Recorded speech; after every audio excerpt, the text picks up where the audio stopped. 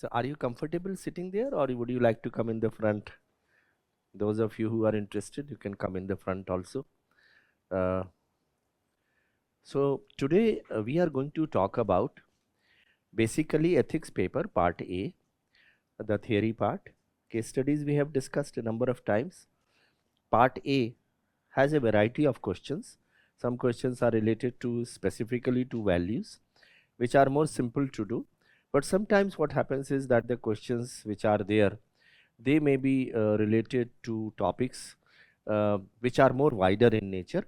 So let us discuss today's topic is basically questions which have come on ethics and human interface. So what happens is that in the ethics paper there are about a dozen topics, and under each topic there is a subtopic, and there are questions which can come. And if you know the pattern of the papers in the last about 10 years, you will be able to guess how many questions normally come under a particular topic or subtopic. So that you will be able to have some kind of an approximate idea also. So today the topics, the questions are related primarily to ethics and human interface, which is an important part of the ethics paper. So one question is, I'm going to show you the questions and the model answers. I'm not at all trying to suggest that they are the best answers, but the approach is more important, how you will approach that particular question. Remember three things which are very general in nature, which I keep on saying, that whenever you write an answer, before that earmark 3-4 pages in the last for rough work, so that the fair answer should come only after you have done some rough work in respect of that question, so that there are no cuttings, unnecessary cuttings. I know it will take some time, but at least it will be more presentable. So that is the one thing. And the second thing is, keep in mind the number of words if there are specified under each question. Do not try to exceed those number of words if there are any. You may exceed by say 5% or 2% or 3%, it's okay, but not too much. And always remember that for each question, try to keep on looking at the watch, so that you do not devote more time to a particular question than what is necessary. So the average time you must calculate depending upon the number of questions. These are very broad general instructions. And fourth general instruction, which I always like to give for all papers, is that your productivity must be maximum during the hours when you are going to appear at the examination. Supposing the papers are from 9 to 12 and 2 to 5, you should have maximum productivity. So practice writing the answers during that time so that your speed is good, you see, and you are able to answer a large number of questions. So that is a general thing. Another general thing which I would like to mention is that go to that examination hall a day before and try to understand which side of the which room of the building you are going to appear. That's just a precaution, just to find out. And if they allow you to go inside, look at the bench which where you are going to sit, and you can see if the bench, I used to do that in every examination. I used to see whether that bench is stable or not. If there is not stable, you can put some newspaper under that so that it becomes stable. So that is the general thing, and that the table should be fine and leveled and so on. And one more thing is that do not read too much in the previous night. You must have a good sleep before in the previous day. And I have seen people who read till the last moment. Examination में जा रहे हैं उस समय भी just roughaging through papers. There is no need for that. And last minute answering is not going to help you. So stop reading the previous day and peacefully, calmly sit with your friends and your sister and your brothers and so on.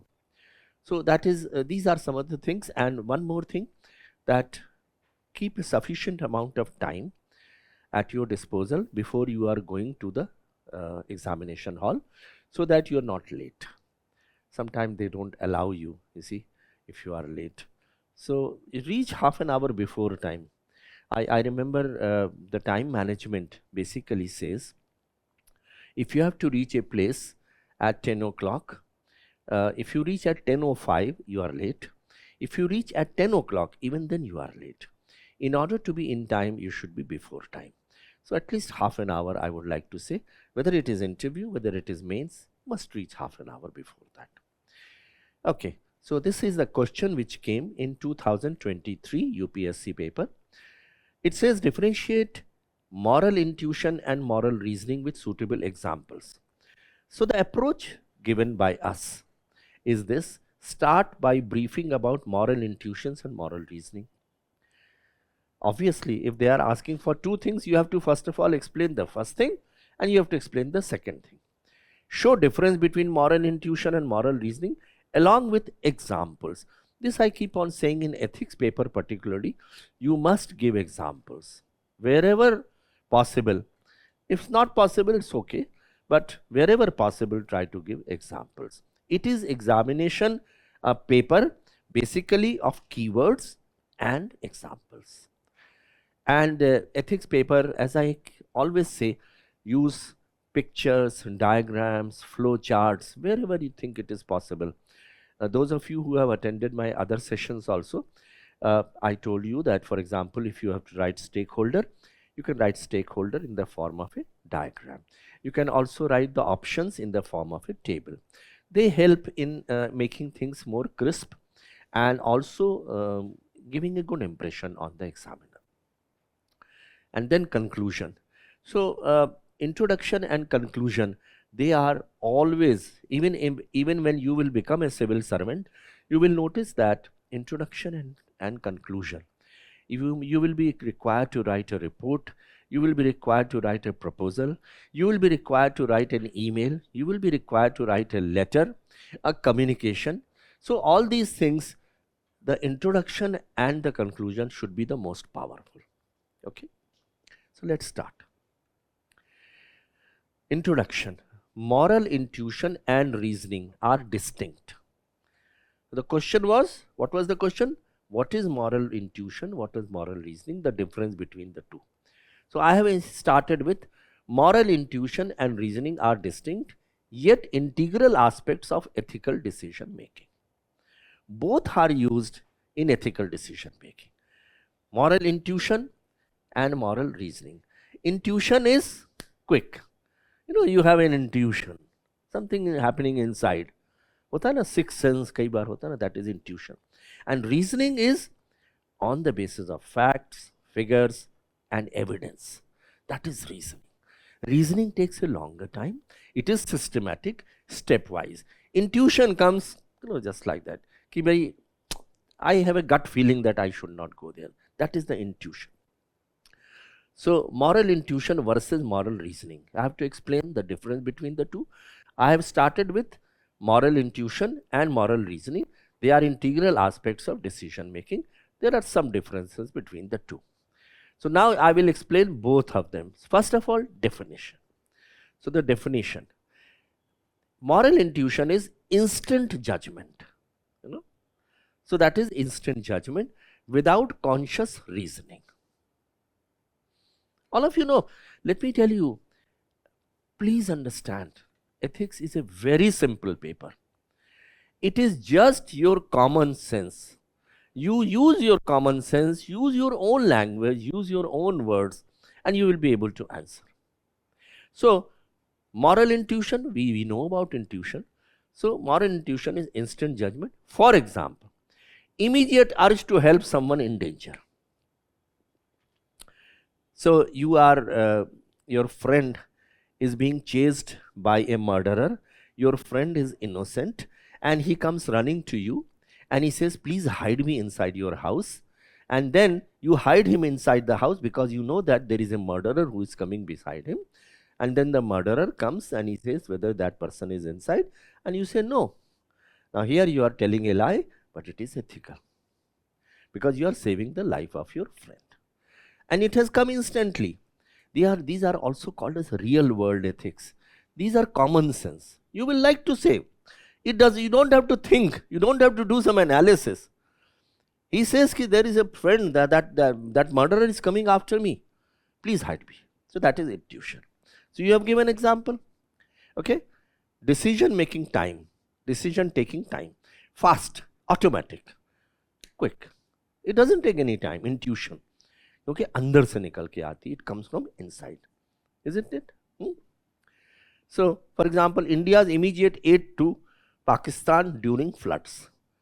So, immediately, those people are dying, you want to save them, whether it is Turkey, Nepal or Pakistan, it may be an enemy country, and yet we would like to help. So, that is intuition.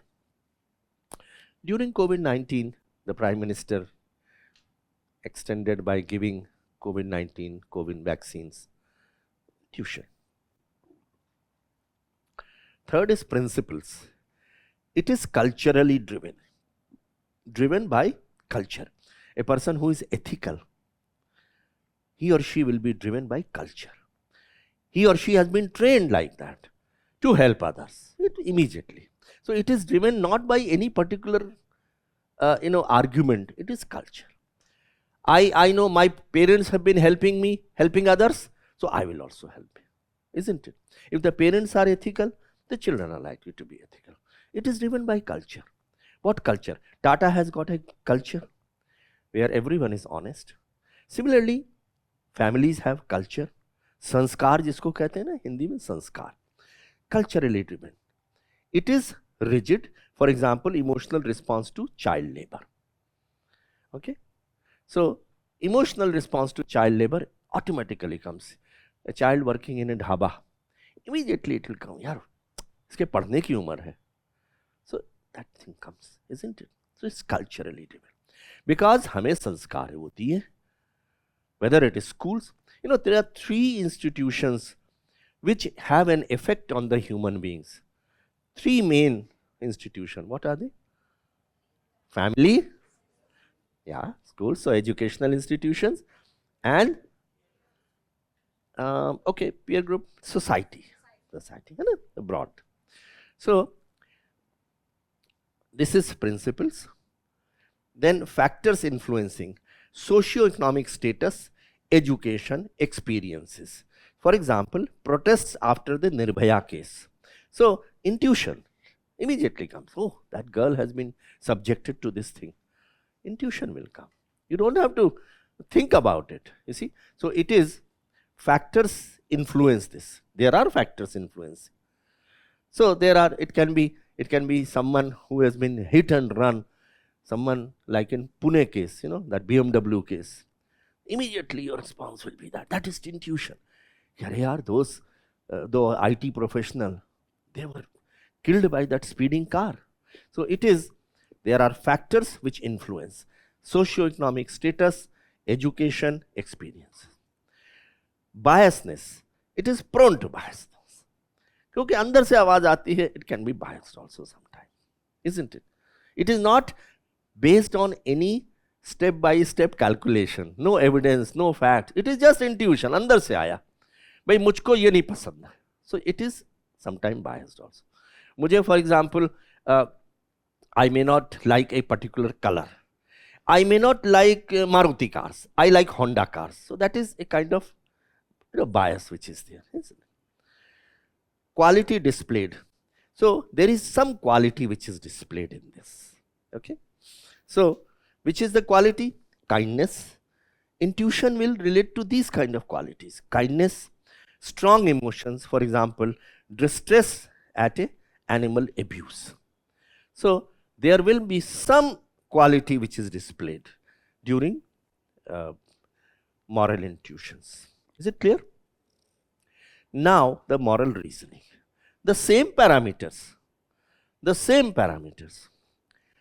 Moral reasoning is conscious. You are conscious. You are aware about it.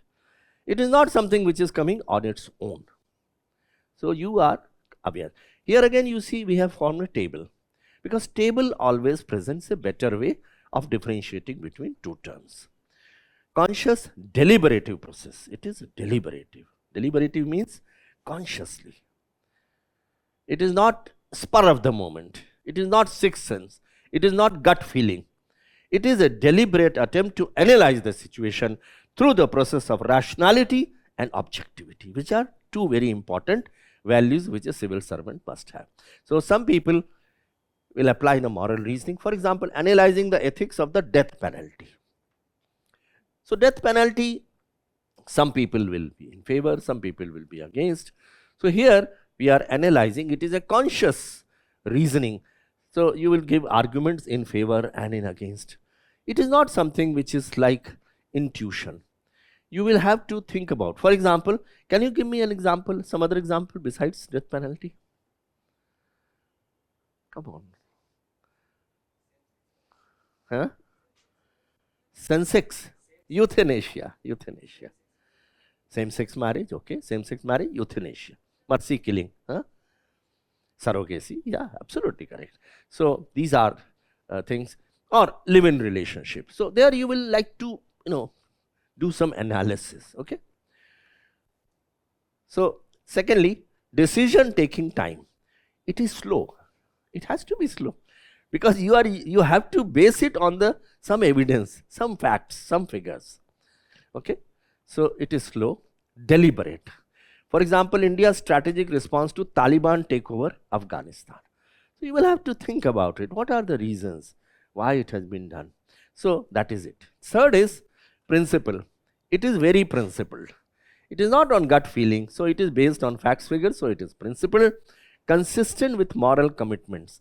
For example, equitable distribution of medical resources during a crisis.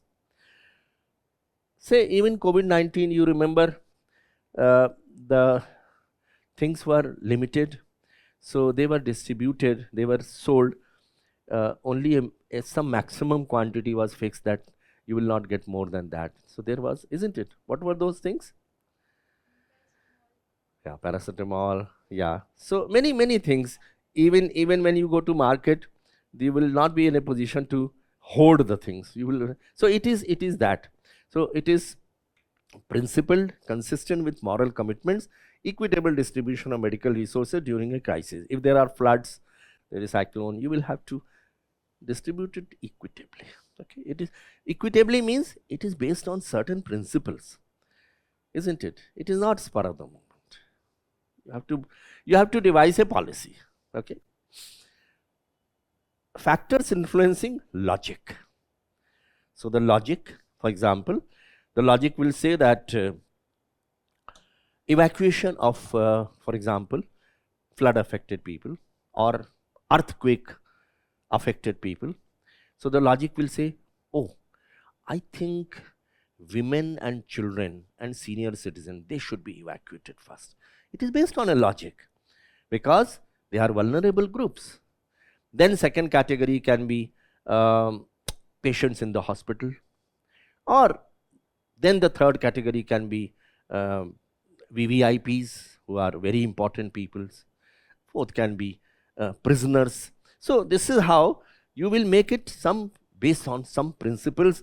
It is based on some logic, justification, overriding intuition.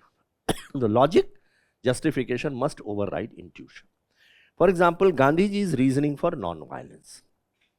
So that is based on certain logic and certain justification, which overrides intuition. Then, wherever you feel that you want me to stop and you can want to ask any question, please do that. Then biasness. The bias is reduced here because it is based on certain facts, figures, consistency. So there is bias is less. I'm not saying that bias is totally gone, but since rationality or objectivity is there, you think and then come out with an answer, so bias is less. Critical evaluation. It's more of critical evaluation. Evidence-based sentencing in justice. So giving a sentence by the judge, it is based on certain facts, figures, principle, and the bias is much less. Okay. Quality displayed. Here it will be justice, because it is moral reasoning. So it is justice, fairness, lack of emotions. You can also write objectivity, rationality. So for example, legal reasoning for LGBTQ plus rights. So that is based on the quality. So it is for example, legal reasoning for LGBTQ, you have justice, you got fairness, and lack of emotions. So it is, why it is lack of emotions? Based on facts, correct. Mostly rational in nature. So now then the conclusion, moral intuition and moral reasoning complement each other, enriching ethical decision making by fostering both empathy and rationality for more thoughtful and compassionate choices. So we have ended it with a conclusion. We have started with a small introduction. This is the pattern which you will follow, and I would like to say that this is the pattern which you should follow in every paper of in the mains, because everywhere you require a good introduction and a good conclusion. Okay. Second is again 2023. Corruption is the manifestation of the failure of core values in the society. In your opinion, what measures can be adopted to uplift the core values in the society? Two parts. Explain the quote. Nowadays, more and more quotes are coming in the examination. Earlier, there used to be subjects which was relatively easy, but now quotes being there, it has become slightly more difficult, isn't it? So corruption is the manifestation of the failure of core values in the society. Since the values are going down, that is why corruption is spreading fast. And what suggestions, measures would you like to make for uplifting the core values in the society? What are the core values? Honesty, integrity, compassion, empathy, discipline, transparency, accountability. They are the core values. So approach is introduced by defining corruption. Obviously, you have to start with defining corruption because corruption is the key word here. Explain how failure of core values in the society manifest into ill practices like corruption. So you have to explain how corruption leads to failure of core values leads to corruption in the society. So when the माता पिता ने अच्छे संस्कार नहीं दिए, core values की कमी हो गई, करप्शन हो जाएगा. बिकॉज वही आदमी और वही बच्चा अगर कोर वैल्यूज नहीं फॉलो करेगा तो आगे जाकर करप्शन को जन्म देगा. तो this is what happens that, and that is why the government decided to introduce GS4 paper, because the core values practiced both by politicians or civil servants or other stakeholders was going down. Everyone was not like Tata group of companies. Tata and Birla and Wipro, they are regarded as relatively very, very ethical companies. And so were so many scams which were going on all over the country, whether it was coal scam, whether it was 2G scam, and so on. So therefore the government thought that GS4 paper. So that is what say. So explain how failure leads to this, suggest the measures that can be adopted, and conclude. Simple. Introduction, corruption definition, what measures you can suggest, and conclusion. Okay. So defining corruption. Corruption, there are many definitions. One definition is the use of public office for private profit. World Bank definition is very simple. Use of public office for private profit. Here I have given another definition. It is similarly misuse of public office or power for private benefit. The same thing. Encompassing acts, that means encompassing means including, which includes in itself the acts like bribery, fraud, nepotism, embezzlement, and so on. So we have defined corruption. Then failure of core values manifesting into corruption. Number one, disrespecting human dignity. So welfare schemes exploited. For example, intermediaries siphoning off funds. So the first one is the disrespecting human dignity. That is one of the core values which we are losing day by day. We are not respecting the human dignity. Second is integrity. Failure of integrity or flexible integrity due to political patronage, inefficiencies. For example, corruption in Puducherry National Rural Health Mission. It can be Vyapam, it can be NEET, it can be all those things. So flexible integrity. Number three is weak governance.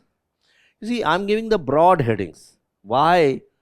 Which are the core values which are going? So weak governance.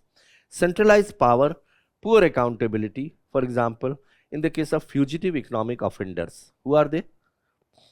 Nirav Modi, Vijay Mallya, Mehul Choksi. And fourth is blurred accountability. So the checks and balances are missing. Now you can add many more also. I am not saying that these are the only failure of core values. There can be more. Can you think of any other more also?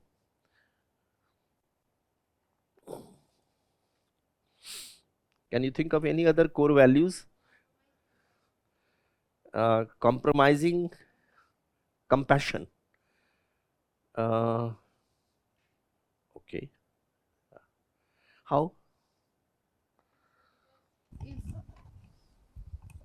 Because if the administrators or anyone who is not showing compassion, then this is also leading to corruption, because they are not able to relate with the common people how they are facing, so they are doing corruption. And if they would be aware and they will. But he may say that I am not compassionate, but I am sticking to the rules. I am not compassionate, but I am not violating any rules. So does it lead to corruption? Sir, if he is not violating any rules, then how it would be? It will not be corruption. No? So how failure of compassion will lead to corruption? Because if they are compassionate, then they would not have opted for corruption. They would thought that this is the money of public, and how I can use it for my own private. Okay, all right. Can you think of anything else? Huh? Desire, greed. Okay, greed can be there. So basically, putting public office below the private, or in other words, the public purpose is kept below the private purpose. Private purpose is kept higher. That is leading to corruption. Lack of transparency is again leading to corruption. So you can add many here. I am not saying that you have to be limited to these things. These are just model. That how you will write the answer, how you will approach the answer. So we will start with defining corruption. Then the second part is what is the manifestation, failure of core values in the society. what measures can be adopted. Okay, so this is lack of accountability or blurred accountability, weak governance. So here it is given inadequate institutional checks. For example, Rajasthan High Court judgment on Jaipur bomb blast 2008, where the responsibility perhaps was a blurred responsibility, no one took the responsibility. So the principles which are generally the core values which are coming down are accountability, transparency, then human dignity and integrity. So these are some of them, but you can add many others also. Now the measures. The measure is, we have discussed at 3 levels: individual level, societal level, governmental level. So you will make classification. You see, some, you can write the bullet points. Bullet points answers are always better. Why they are better? 2 reasons. Highlighting the thing, number 1, to the point. So number of words, ensuring the number of words is kept to the minimum. If you write the full sentence, the number of words will exceed. So that is why bullet points are always better. So one, it highlights the issue, and second is number of words is limited. You are able to write more in that. So at individual level, family and moral education against corruption. So we have given Indonesia's Butiko virtual communities wherein educating children about corruption. So that is one example. You can give many more examples at individual level, family and moral education. So moral education in the schools and colleges, you can give that the old system, Gurukul system, they imbibed the moral education. You can give that example also, or you can give examples of some ideal families who imbibed, who ensured that children have the moral values. I mean, I would even be tempted to write the case of Shraman Kumar, So you see, in ethics paper, I told you last time, those of you who were present, that the examples which you have to give can be at least drawn from 6-7 sources. Your own examples, like honesty, you can write that a bag was left and I found that bag, 1 lakh of rupee. I found the address and went and handed over the money. So there can be your personal example. There can be examples from the lives of great leaders. So Lal Bahadur Shastri, APJ Abdul Kalam, and Vivekanand, and Sardar Patel, Rabindranath Tagore. So these are the second source. Third is from newspapers. You get many examples from the newspapers regarding some of the values. A policeman, helping someone who hit and run case, or a common person helping someone, taking him to the hospital. So that is again an example. The fourth is can be from old books. So religious books, moral books. It can be an example from Panchatantra or Hitopadesh or Ramayana or Mahabharata and so on. So basically, individual level. Number 2 is the societal level. So promote rationality, participation and ethical leadership. For example, social audit mechanisms. So the society plays again a very important part to uplift the core values in the society. Don't lose sight of the question. Read the question at least 2 times to understand what the question is about. Here it was, what is corruption? Corruption is the manifestation of this failure of core values. In your opinion, what measures can be adopted? So you have written first the definition, then you have written what are the things, failure of core, how failure is taking place, examples, and third is this. So we have discussed media's role in empowering anti-corruption movements. So we have again divided into 2 parts. Promote rationality. So at society level, promote rationality. How will you promote rationality? At creation of, through checks and balances. Okay, so societal level, spread the message of rationality, that What is rationality? What is objectivity? Participation, involve many people. If you involve many people, then the core values will rise. Why? Because everyone in a group will contribute something to that organization.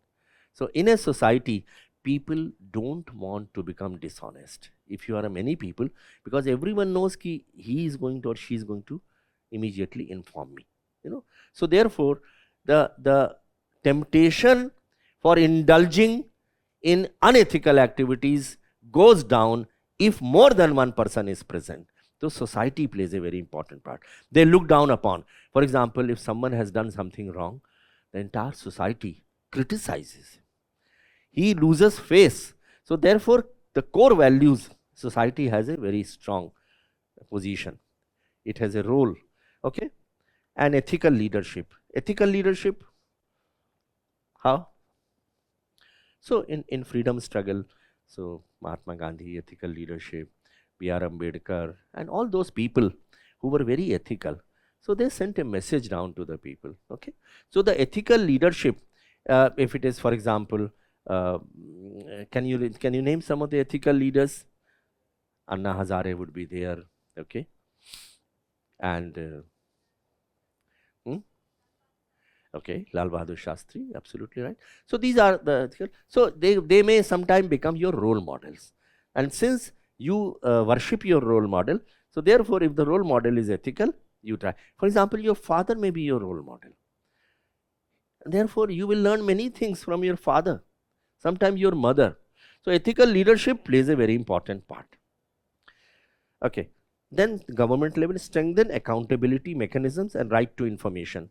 So transparency, right to information, efficient law courts, oversight bodies. Oversight bodies means who oversee the entire thing. Yeah, like CVC, correct. CIC, CVC, these are the institutions. So this is how you have answered the question. Now conclusion.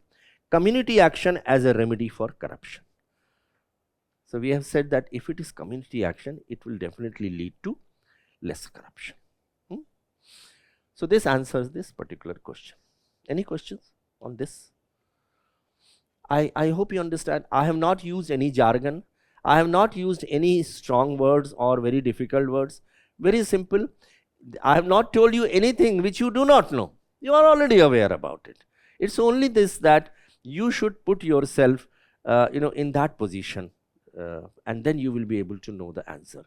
What will you have done if there is corruption? So the ways it can be done, starting with the point that a human being is affected by its environment. The environment consists of the family, the society, the educational institution, and to some extent the government also, because government implements the laws. Yeah. Yes. Like in India, where corruption is very enormous. So in that situation, which like moral intuition are more suitable, or like second one is the Moral reasoning. moral reasoning? No, what exactly is the question? Corruption is very prevalent, yes. Yes, sir. Or like you told us that moral institution have some different values, and moral reasoning have some different values. So which is more preferable in that type of society where corruption is more prevalent? Actually, both are complementary to each other. So, moral intuition will be, for example, if someone is, you are traveling by train. Just give me an example. You are traveling by train and you don't have a seat, reserved seat. The person comes to you, TT, and he says, give me 500 rupees, I will give you a seat. Your moral intuition immediately will say, I will not pay that amount. Why should I pay? So the intuition plays there, there is a corruption, and the intuition is there. The reasoning would be that you take the name of that person and report it to the higher authorities. That will be the moral reasoning. Intuition will be, I will not pay. I will stand or I will get down at the next stop and I will travel by another train.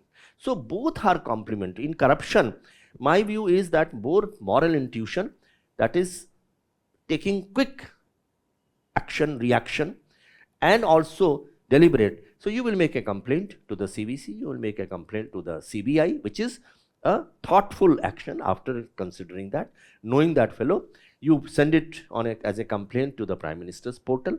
So both are in fact necessary, slight difference, but they are complementary to each other. Would you not agree that if there is a corruption being indulged by anyone, for example, at your home, the person who is in charge of the electricity, reading electricity meters, he says that if you give me so much of money, I will reduce your bill. Okay. Now here again, you will say no. If you are ethical person, intuition will be that I will not pay. You see, a police constable. Now intuition is, one would not like. I'm not talking about unethical people. I'm not talking about them. Unethical people can do anything. But supposing you are there, you have stopped at the red light, and before the green light, by any chance you have moved slightly, and the fellow comes and he says that you pay me this much, otherwise I'm good. Or your number plate is not high, a security number plate, or for some other reason, and he asks for money, and he says that if you pay me money, I will reduce the amount of penalty. Say it is 5,000 rupees, you pay me 500 rupees and I will let you go. Now the intuition is, don't pay that, because you are perpetuating corruption. And then long term, which is a reasoning aspect, you note down the person and say that I'm going to report the matter to the higher authorities. So that, I think, is going to be, should be the thing, because if everyone start doing it, then people will become very cautious. Government servants will become very cautious. They will not like to indulge in corruption. One more question, sir. Like we all know that Delhi government provide free electricity and free transport to women's, but we see that like there are lots of garbage around the roads, or roads are not good even for the transportation. So it is a part of corruption, or like what? Generally, I would say it is a lack of public services. It is a lackadaisical approach that is looking the other way. They are not performing their duties. It will not strictly fall under corruption, but it is definitely dereliction of duty. They are not performing their duties as a public servant for removing that garbage. But if they ask specifically for any money from public office, because they are sitting in public office, they are asking for private profit.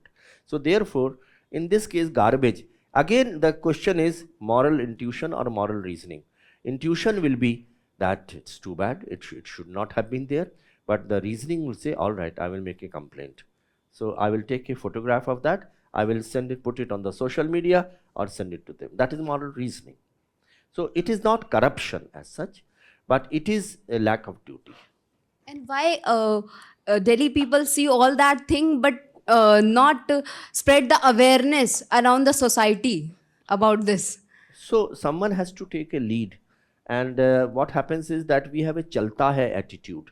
We don't want to report. We said ki someone else will do that.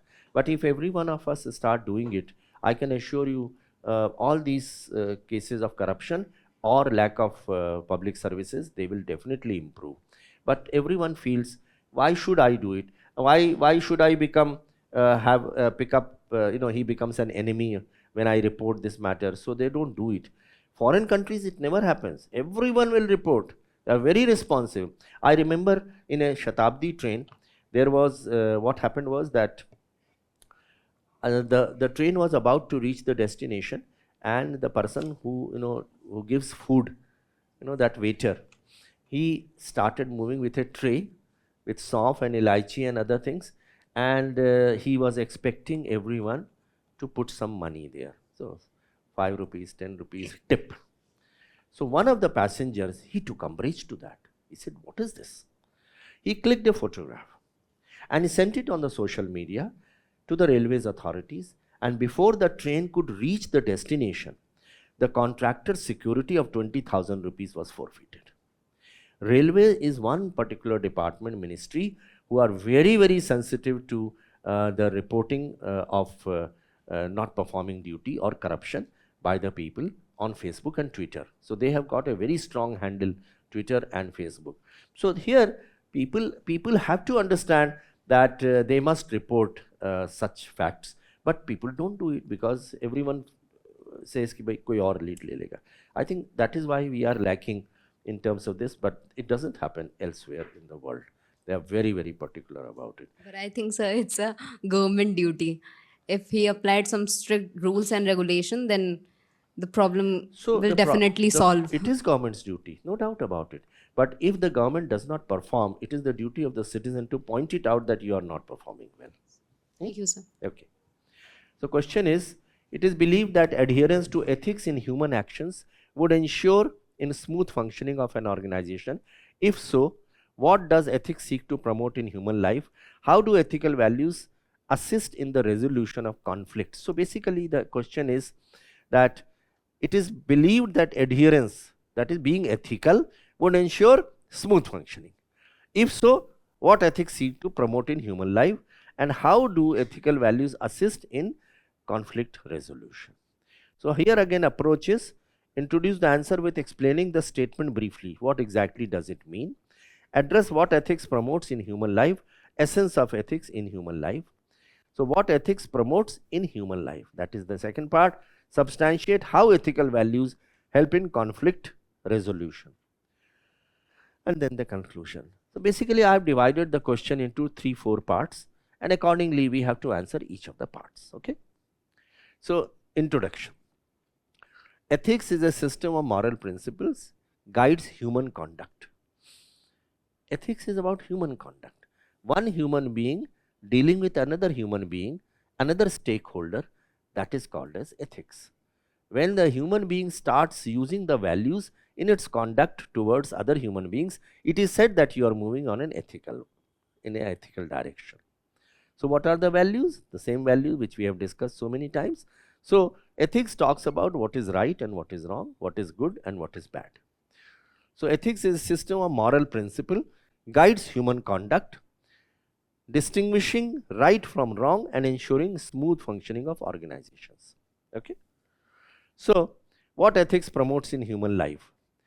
So basically it says what is the result of ethics in our human life. If there is ethics, what is that it will promote? Ethics के होने से क्या संभावनाएं हैं, क्या promote करेगा? So it ensures order and stability because everyone is responsible and fulfills the obligation. For example, you said government, there is garbage. If there is ethics, every government officer would be obliged, will fulfill its requirement, its duty. So it ensures order and stability, ethics. Municipal commissioner, the sanitary inspector, everyone, if they are ethical, it will ensure that. Okay. In a railway, for example, AC is not working. So if everyone is ethical, it will perform its duty. So it ensures order and stability. Number 2 is social binding. So social binding, ethics ensures social binding. Why? Because there are common values and norms, human rights. It will lead to social bonding, will it not? If everyone is ethical, they come closer to each other. If they are unethical, they will go apart. But ethical brings them together. Why? Love, affection, compassion, empathy. These are the values which bring people closer to each other. So there is a cohesion, binding. Virtuous qualities. It helps in character building. Father telling the child that dishonesty is bad, or talking about the 7 sins of Mahatma Gandhi, which he had said. So what are the 7 sins? At least give me one sin. What were the 7 sins? It is a very much important part of your ethics paper. No, it's a slightly longer phrase. Tell me. Politics without morality.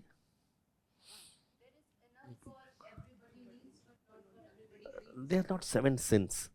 7 sins, for example, science without, huh? Nahi. Okay, okay.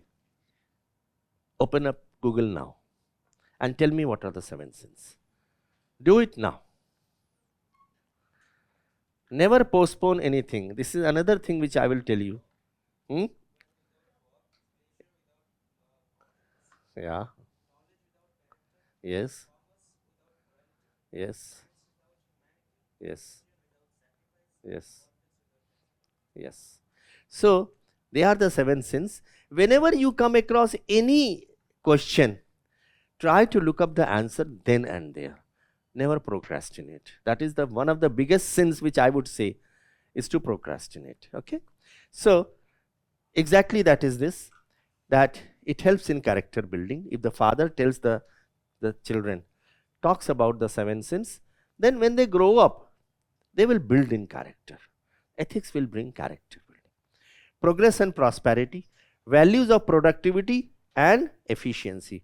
So, ethics will bring progress and prosperity, because many of us are under the impression that ethics means honesty and integrity. No, honesty and integrity is only one of the requirements.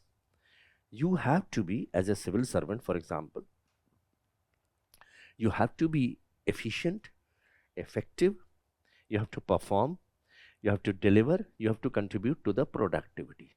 There are many people who will be dead honest, but they don't perform. They will come to the office, they will sit in their chair, they will not sign any files. At the end of the evening, in the evening, they will go back. So these people are called as, what are they called? Treadmillers. They are called treadmillers. What is a treadmiller? Huh? Huh. So treadmill is a machine in the gymnasium. You stand on the treadmill and you start running.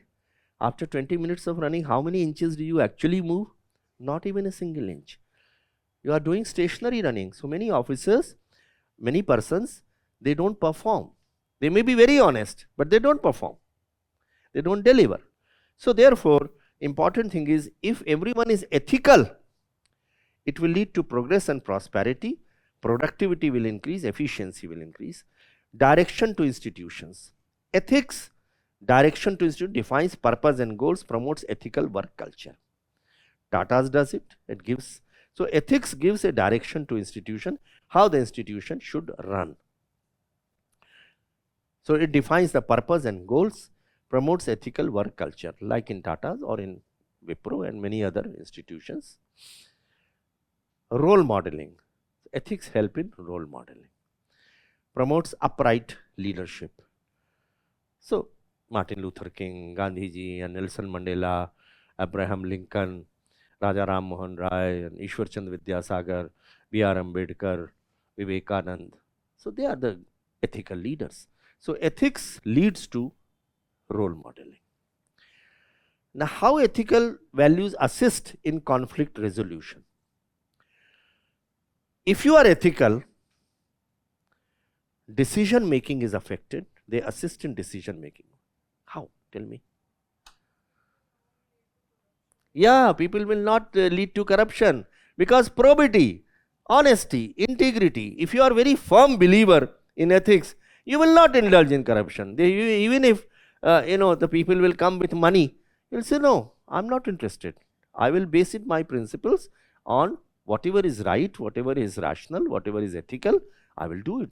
So it helps in decision making. You are not in a position of a dilemma if you are ethical. So therefore, decision with probity, integrity and courage helps in ethical dilemmas. Compassion and empathy. So ethical values help in decision making, in compassion and empathy, aid in decision making during crisis situation. Gave an example, earthquakes, floods, cyclones, crisis situation, compassion and empathy also. If the collector or the district magistrate is compassionate, has empathy, then it will definitely help in decision making. Like the example which I gave you, an old lady who did not have any certificates, है ना? And you are in a dilemma what to do. So the person who will be ethical, he will say, no, the lady fulfills the qualification, does not have the certificate, so I will order an inquiry and get the certificates in some way or the other. It leads to objectivity and integrity. If you are ethical, it will lead to objective decisions, not knee-jerk reactions. You will base it on evidence, facts and figures. So clear approach to resource management and prioritization. So you will be managing the resources correctly, prioritizing correctly, you will have integrity, you will have rationality. Accountability and transparency. So you will be aware of your responsibility. Ethical decision making leads to all these things. So let me just, where is the, yeah. Ethical decision making, if you practice that, it will lead to, ethics will lead to greater integrity, accountability, transparency, efficiency, effectiveness. So if everyone is ethical, it will lead to all these things. Okay, so it will lead to decision making, compassion and empathy, objectivity, accountability and fairness and inclusivity. What is inclusivity? Including everyone. Okay, so that is all sections of society, all stakeholders, even the weaker sections of society. In a family, who are the stakeholders? Who are the weaker sections? Children, the old people, the spouse, the grandparents, your domestic servant, your driver, they are all parts of your family. Similarly, at the workplace, who are your stakeholders? Employees, citizens, peer group, your suppliers, your contractors, your manufacturers, all those things, the people. So therefore, it will lead to inclusivity. If you are ethical, you will take into your you know what happens is, if you are possessing I means ego. I is ego. Ego is unethical. What is the opposite of values? Can you tell me? Values and virtues, which you normally say, what is the opposite word? What is it called? Come on. It starts with a V. Wise. So therefore, I represents wise. It's an ego. The moment you expand your command area to V, V means everyone. So include your domestic servant. For example, your domestic servant may be having a daughter. She is very poor. She is not able to send the children to the school. So you give, okay, I'll meet the expenses of the education of your child. So you are expanding your command area to include other people also in the society. And as you know, this I to V is the journey of ethics. Inclusivity. Take everyone along. And there is a word which starts with the letter I. Illness, replace I with V, and illness changes to wellness. So that is what happens, inclusivity. This is what Ratan Tata also said. He said that if you want to move fast, go alone. But if you want to move far, take everyone along.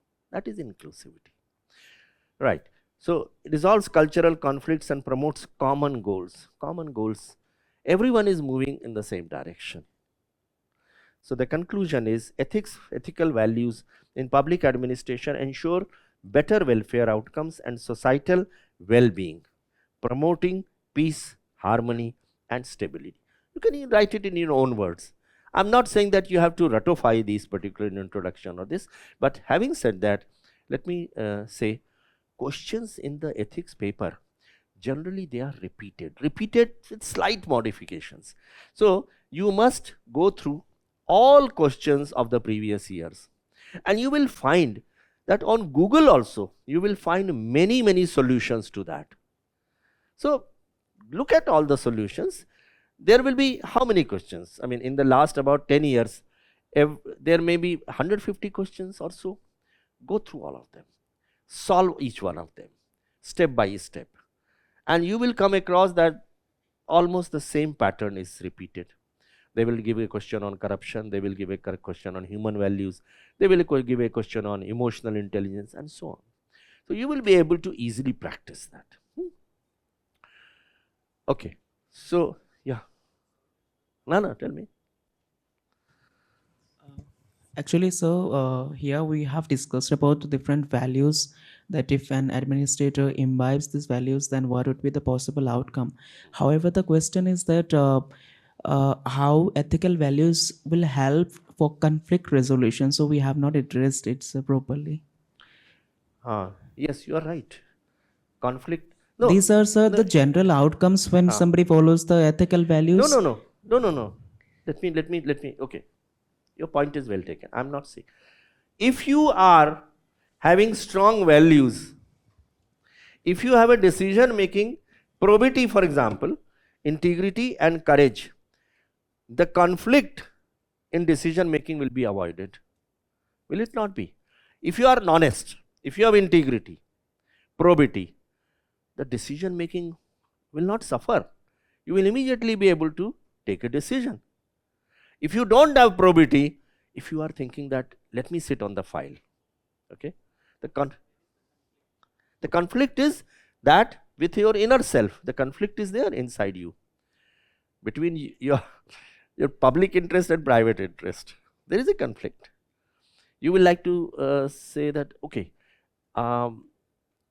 say for example, you are sitting as the chairman of an interview board, and very good candidates come, but you think that let me cancel this interview. One of my relatives is there who has not applied this time, and I will ask him to apply with against a fresh advertisement, so that, and I'll select him. There is a conflict. Conflict keep on happening inside us. In fact, the conflict, the corruption also happens because of conflict. Conflict between your public duties and your private profit. So this conflict is avoided if you have probity, integrity and courage. So courage, how can you give example of courage?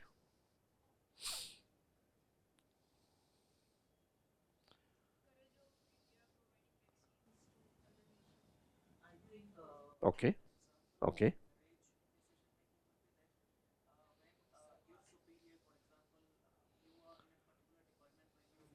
Saying something and you feel that this is not ethical, and you go against that minister and you do what should be done by you. So I think this is where the values help you to actually resolve the conflict. Yes.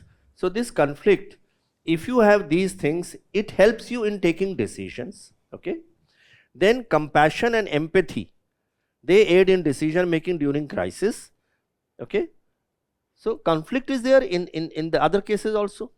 In cases where there is a crisis, there is a conflict. For example, there is a majority community and there is a minority community, and the majority community is being favored by the government, but you feel that the majority community is wrong, the minority community is right. So here you are in a conflict situation. What do I do? So here all these things will help you. For example, probity, integrity, courage, and in case of crisis situation, the compassion, objectivity and integrity, clear approach that I will stick to my values, whether I get transferred or not. So that is again, decision making is quick. You will not take a decision which is unethical. So that is how the conflict is. You were thinking that conflict with someone else. You were probably thinking like that. Okay. Now here it is mostly the conflict. Let me go back to the question again, so that there is no confusion. It is believed that adherence of ethics in human actions would ensure smooth functioning of an organization. So the emphasis is on smooth functioning of the organization. If so, what ethics seek to promote in human life? How do ethical value assist in the resolution of conflicts faced by him in his day-to-day functioning? So the conflict has arisen because majority community, minority community. It can be some other kind of conflict. Many conflicts you face. Okay. So conflict again you face if your minister is saying something wrong to do and your inner voice says no, it should not be done. So there is a conflict, correct? Right. Online methodology is being used for day-to-day meetings, institutional approvals in the administration, and for teaching and learning in education sector. To the extent telemedicine in the health sector is getting popular with the approvals of the competent authority, no doubt it has advantages and disadvantages for both the beneficiaries and system at large. Describe and discuss the ethical issues in online methodology. So basically the questioner he has tried to raise some that what are the ethical issues in online systems online. So here again it's a kind of a diverse question. It is really not related to the normally ethics and integrity, but it is related to a particular thing which is happening nowadays online. What are the ethical issues involved? Online versus offline. Offline it was continuing, so now it is online, holding meetings, work from home, telemedicine, e-courts, they are all online, social media. So the question is this, so approach is introduced with context of use of online methodology. So the first thing of the part of the question is online. So online methodology, you have to first of all explain what is online methodology. The second is write advantages and disadvantages for the beneficiaries and the system. Similarly, disadvantages for the beneficiary and the system. Discuss the ethical issues involved, particularly how it affects the vulnerable section of society. How it will affect the vulnerable section society? Digital divide, digital literacy. They don't have computer, they don't have internet, they don't have literacy how to deal with those machines. So there is a digital divide. So vulnerable section of society suffers. That is why it is an ethical issue, isn't it? So conclude accordingly. So let's give the answer. Introduction. Online thing requires ICT, isn't it? So ICT, information communication technology, ICT. By the way, did I tell you that what are the 5 C's of e-governance? E-governance also uses ICT. Yeah, so I had told you. What are the 5 C's? Can anyone remember?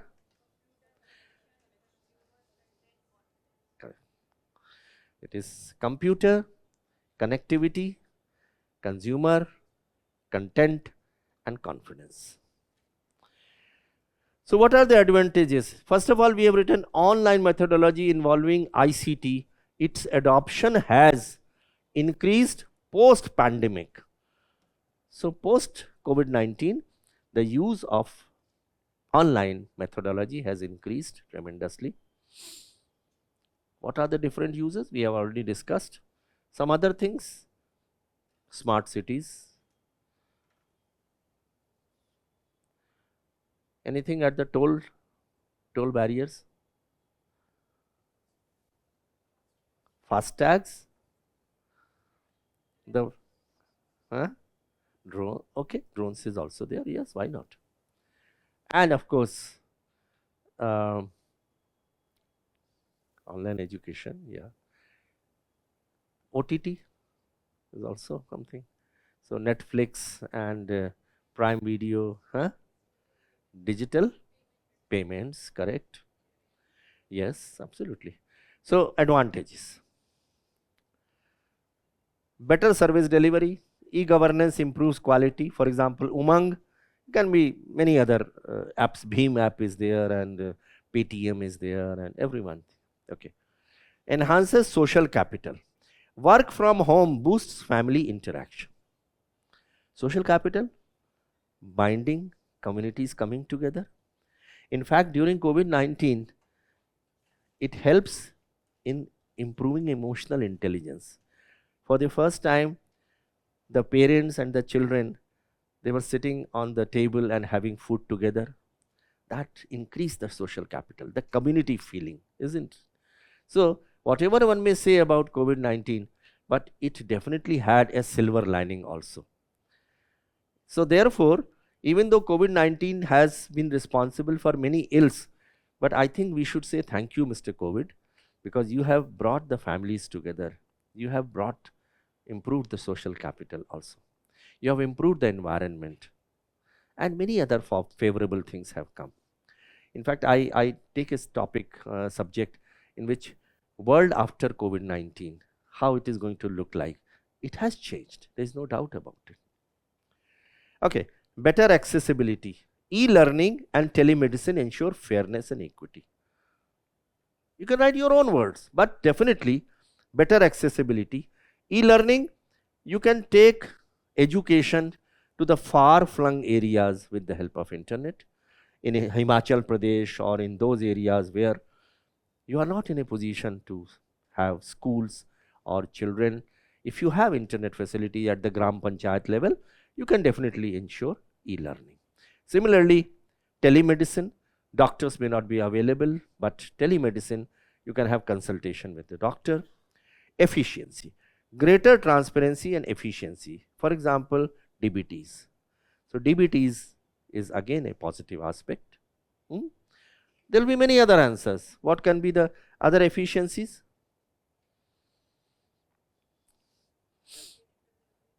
Targeted delivery, okay, correct. Transparency, yes. Reduce time, correct. Customization, corruption comes down. These are all examples of improved efficiency and advantages. Then disadvantages. Digital learning gap, students without reliable internet, they struggle if you don't have a good internet connection. Health impact, mental health issues from excessive social media use. Because social media puts a lot of pressure on that is why I say when you are preparing for civil services for 1 year, keep yourself away from social media. It is going to unnecessarily put a lot of mental pressure on you. Third is privacy concerns. So biometrics increase risk of data misuse. So data misuse that you hear every day, whether it is Facebook, whether it is Twitter, data is misused by the mobile companies, by the big malls. A lot of data is taken by those people, your mobile numbers, your name, your addresses, everything. A lot of data is then, it is actually sold. You see, why you get so many calls from Policy Bazaar and HDFC, and because though that data is available, it has been sold by the companies to those people. Women's rights, increased domestic abuse during the pandemic. So that again was a negative thing. So ICT, online methodology, has got its flip side also. So women's rights, increased domestic violence. Cyber security again is an important issue. Cyber piracy, the bullying and all those things which are happening. So they are the negative things. Anything else you would like to add?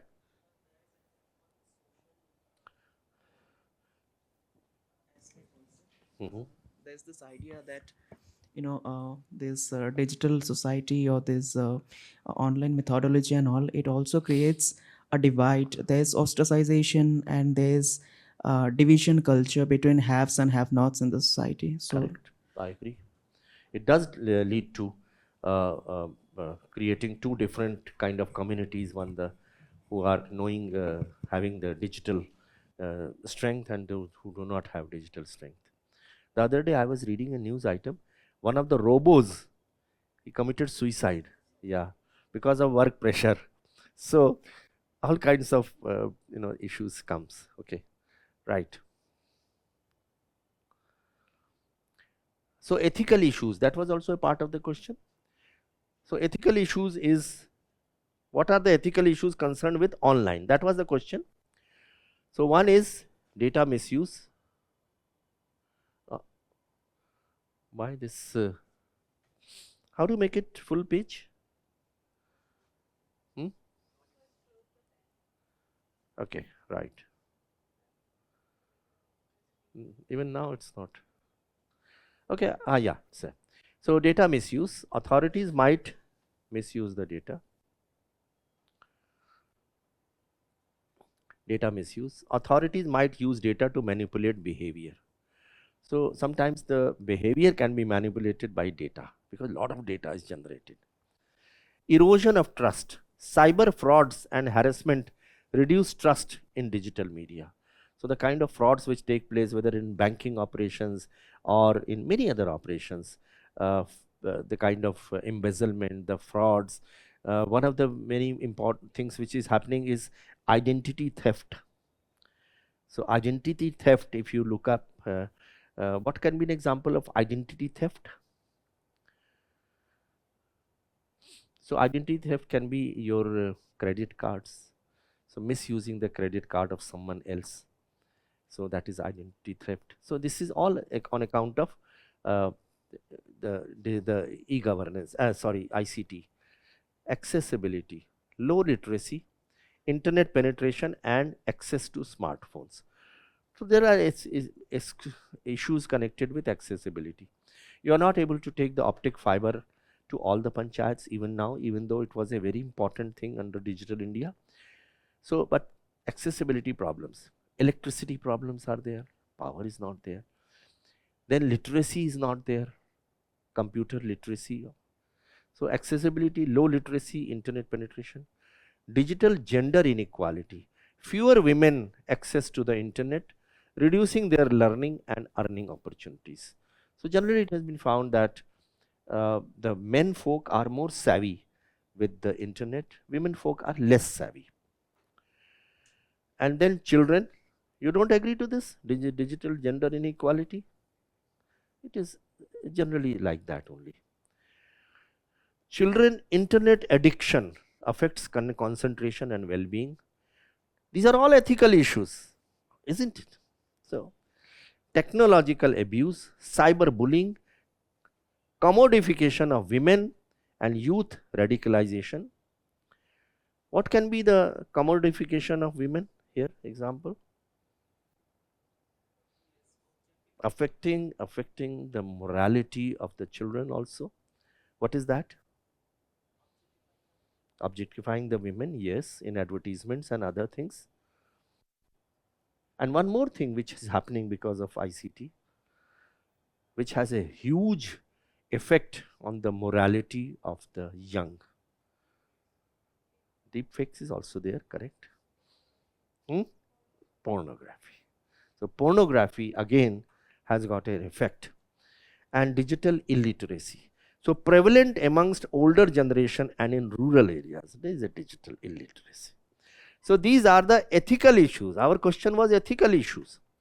Conclusion, addressing the digital divide and increasing awareness programs are crucial for ensuring inclusion and equity amongst vulnerable sections of society. So the question also mentioned vulnerable sections of the society. How will you do that? So read the question carefully. Again, I will say, please, no question in ethics paper is really difficult. If you read every part of the question, you will be able to get answer very easily. But practice, practice and practice. That is all. It does not require as such a great knowledge. It requires common sense. Okay.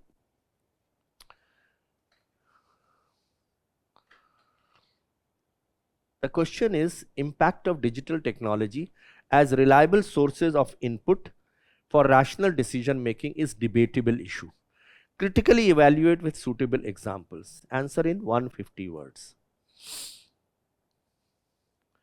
So digital technology is similar to the previous question in a way, isn't it? So digital technology, there it was ICT, you know. So basically, what was the question previous one? The online, it was online. Online is also, mode is also related to the digital ones, isn't it? So approach is, what is the approach? That you have to write about digital technology. So digital technology is the key word here. So introduce about increasing use of digital technology in decision making. What is that important AI tools which you normally use nowadays? Chat GPT, and the other one Gemini. Yeah. So increase use of this. Discuss how digital technology is a reliable source of input for rational decision making. Discuss how digital technology cannot be treated as a reliable source. So there are two parts to it.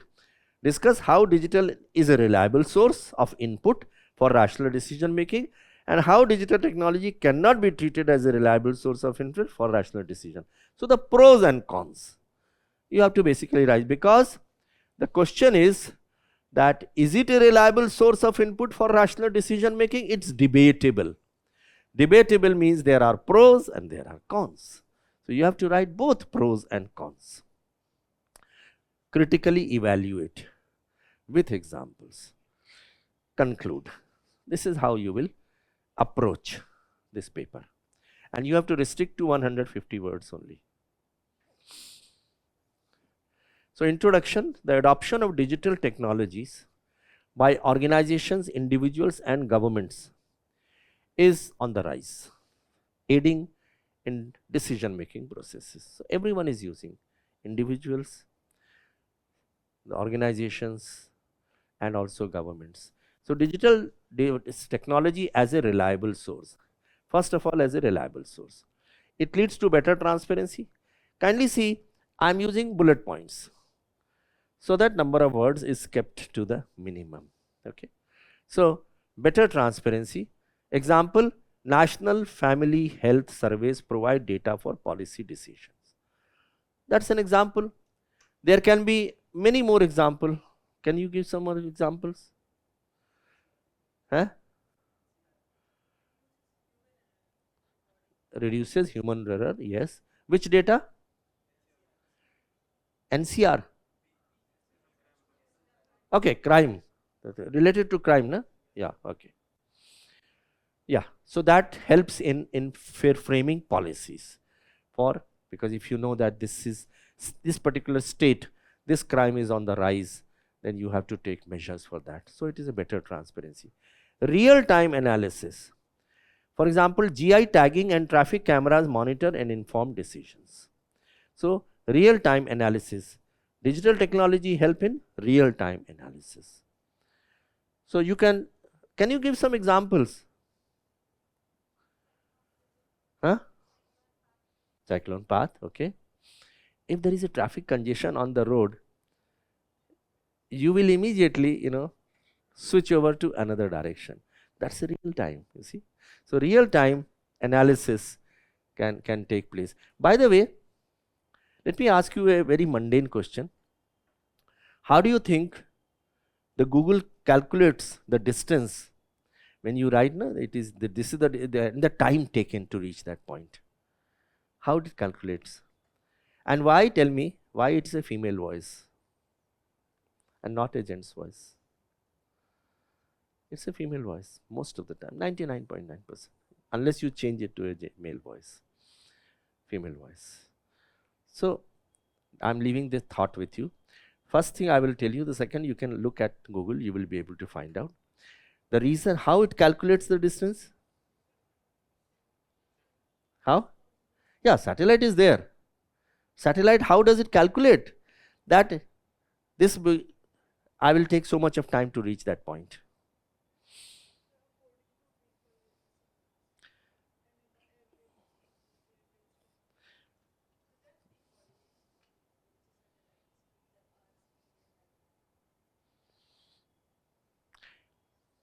It calculates by the number of mobile phones on the way. Because mobile phones are now with everyone almost. So it calculates how many mobile phones are on the way. Every vehicle will be having a mobile phone. And based on that mobile, if there is a congestion, that means a large number of mobile phones are there. They are all connected through the satellite. It calculates that. And then it finds out how much time it will take. And the second part, female part, why it is female? You can read it from the days of World War II. Why the female voice was introduced, who was guiding the aircraft, that you follow this, the radar person used to be there. Male folk are more attentive to listening to a female voice. They are more attentive, it has been found. Exactly, that is why. It has a scientific reason for that. So that is a question which I often ask in the interview. That why do you think the guiding voice is a female voice? Okay, coming back. Real-time analysis, improved communication. Example, social media enables informed decision making. Improved communication. As I gave you that example that Shatabdi was traveling, you flash a photograph that this fellow is taking money. Immediately communication is there. Social media, earlier, the way to communicate was through newspapers. Newspaper you can't communicate. It is slow process. Even if you write a letter to the new editor, it will take 1 or 2 or 3 days. But social media, immediate communication. And therefore, the government on the other hand, or the organization, have to be very attentive. It's instant communication. And it is very cheap. So other modes were very expensive, right? Objective analysis. Example, big data improves the speed and quality of decision. Big data, this is a very important topic which we normally, engineering candidates, they read about how to handle big data. So big data improves the speed and quality of decision. So we have written as how technology, digital technology as a reliable source. Now limitations. So the cons. So here we are saying the cons. These are the cons. Unverified. For example, WebMD. What is WebMD? Can anyone tell me? Or look up at the Google, what is WebMD? What is WebMD? May have conflict of interest with unverified content.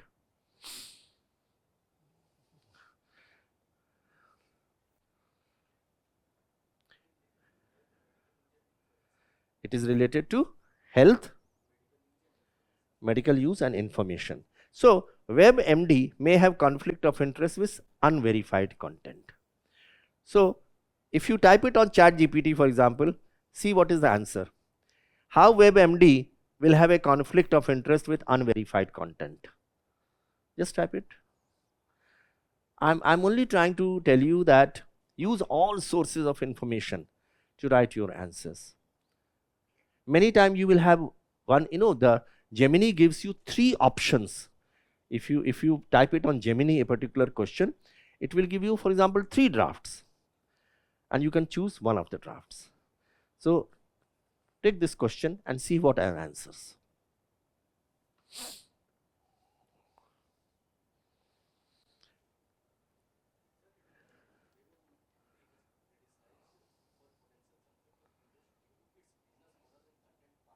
Yes. Highlighting this issue. Yes. Advertising and sponsorship. Second, sponsored content. Third, product recommendation. 4, content accuracy. Yes. So there is a conflict. So unverified information. Digital information technology does not always have verified information. Cannot replace primary source. Example, Parliament relies on first-hand experiences of MLAs and MPs rather than on the social media. Okay.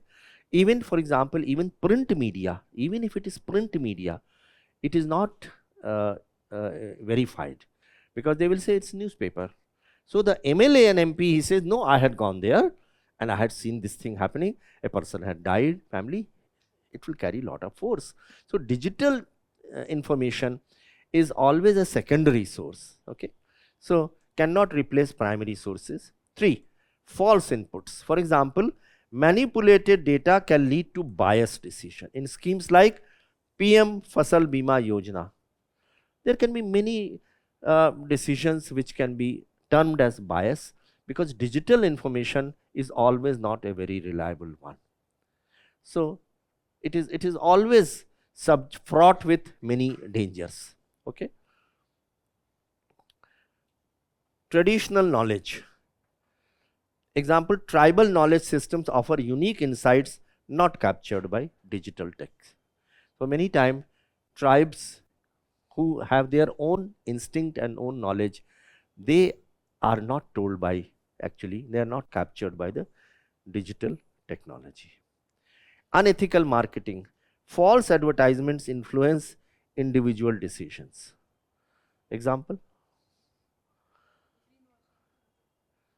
Greenwashing, okay, correct. What else? Huh? One? Okay. Yeah, energy drinks, something like that. Energy drinks?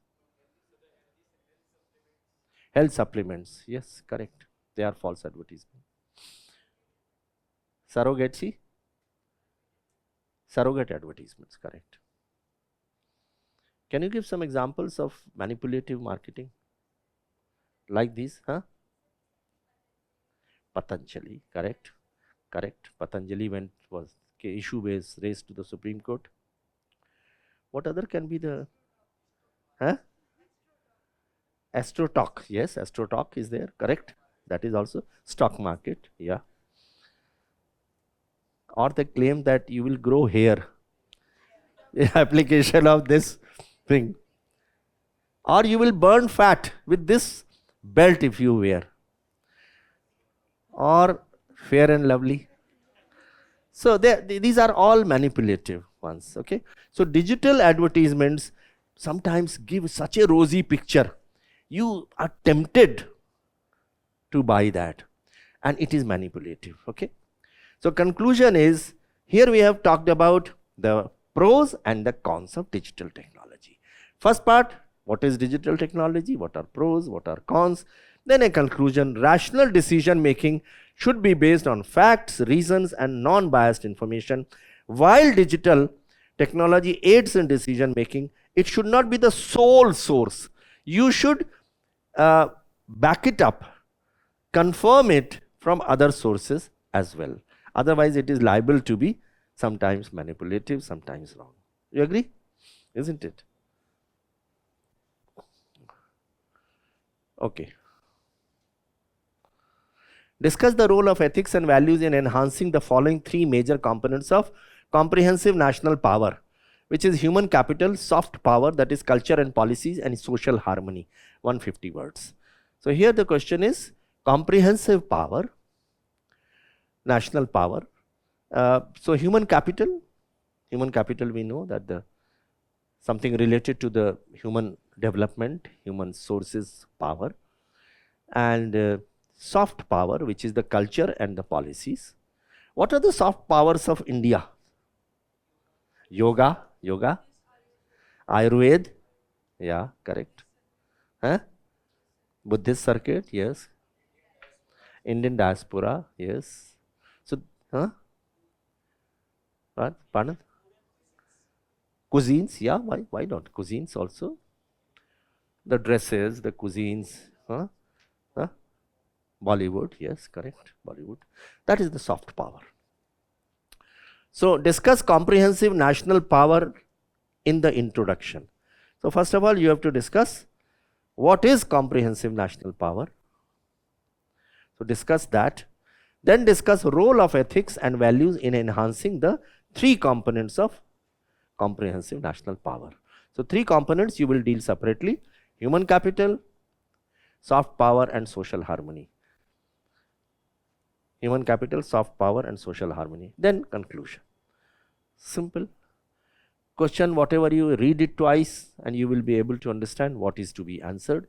Limit your words to the number of words which is written at the bottom of the question, and you will come out with a good answer.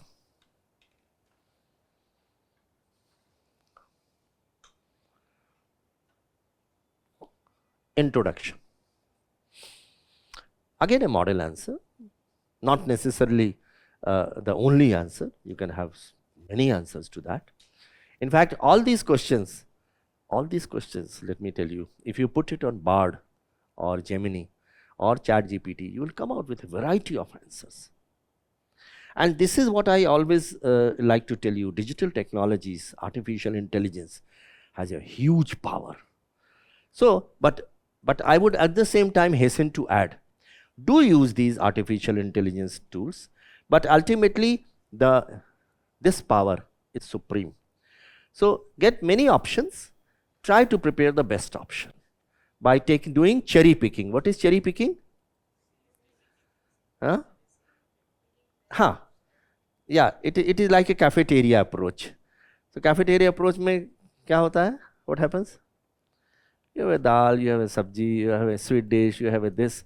So it is picking up from different sources. So therefore, ultimately that thing is done by the human brain. But artificial intelligence or digital technology, they are a very powerful tool to assist you. When I appeared at the examination in 1976, we did not even have a TV, we did not have a telephone. And what to talk of artificial intelligence or internet, nothing. But books were the only answer. That is why since then I am very fond of reading the hardbound books. I am not very fond of reading the e-books. But of course they are very useful. And when I see my daughters taking e-book with her when she is going on an airplane or a train or a car, they are very fond of reading, which is a good habit. I mean, there is no doubt. But comprehensive national power encompasses various elements beyond military strength. So military strength is one kind of power, but other kind of power, it is beyond military strength, such as human capital. Human capital, can you give example? Okay, educated, yes, education. So can you give example of human capital? Doctors, marketing people, engineers, architects, labor which goes to the Middle East from Kerala, these are all human capital, isn't it? So the human capital has a very powerful, in the country's strengths, human capital is a very important power. So the approach is in importance of ethics and values. So integrity without knowledge is weak and useless, but knowledge without integrity is dangerous and dreadful. So integrity without knowledge is weak and useless, but knowledge without integrity is very, very dangerous. And as I keep on telling, I don't know whether I told you or not, that if you make a 4-quadrant, I have told you, so then you already know about it. So ethics such as sharing and trust foster an environment conducive to knowledge exchange. So sharing is team effort, it is ethics, it is a value. Trust is a value. Fosters an environment conducive to knowledge exchange.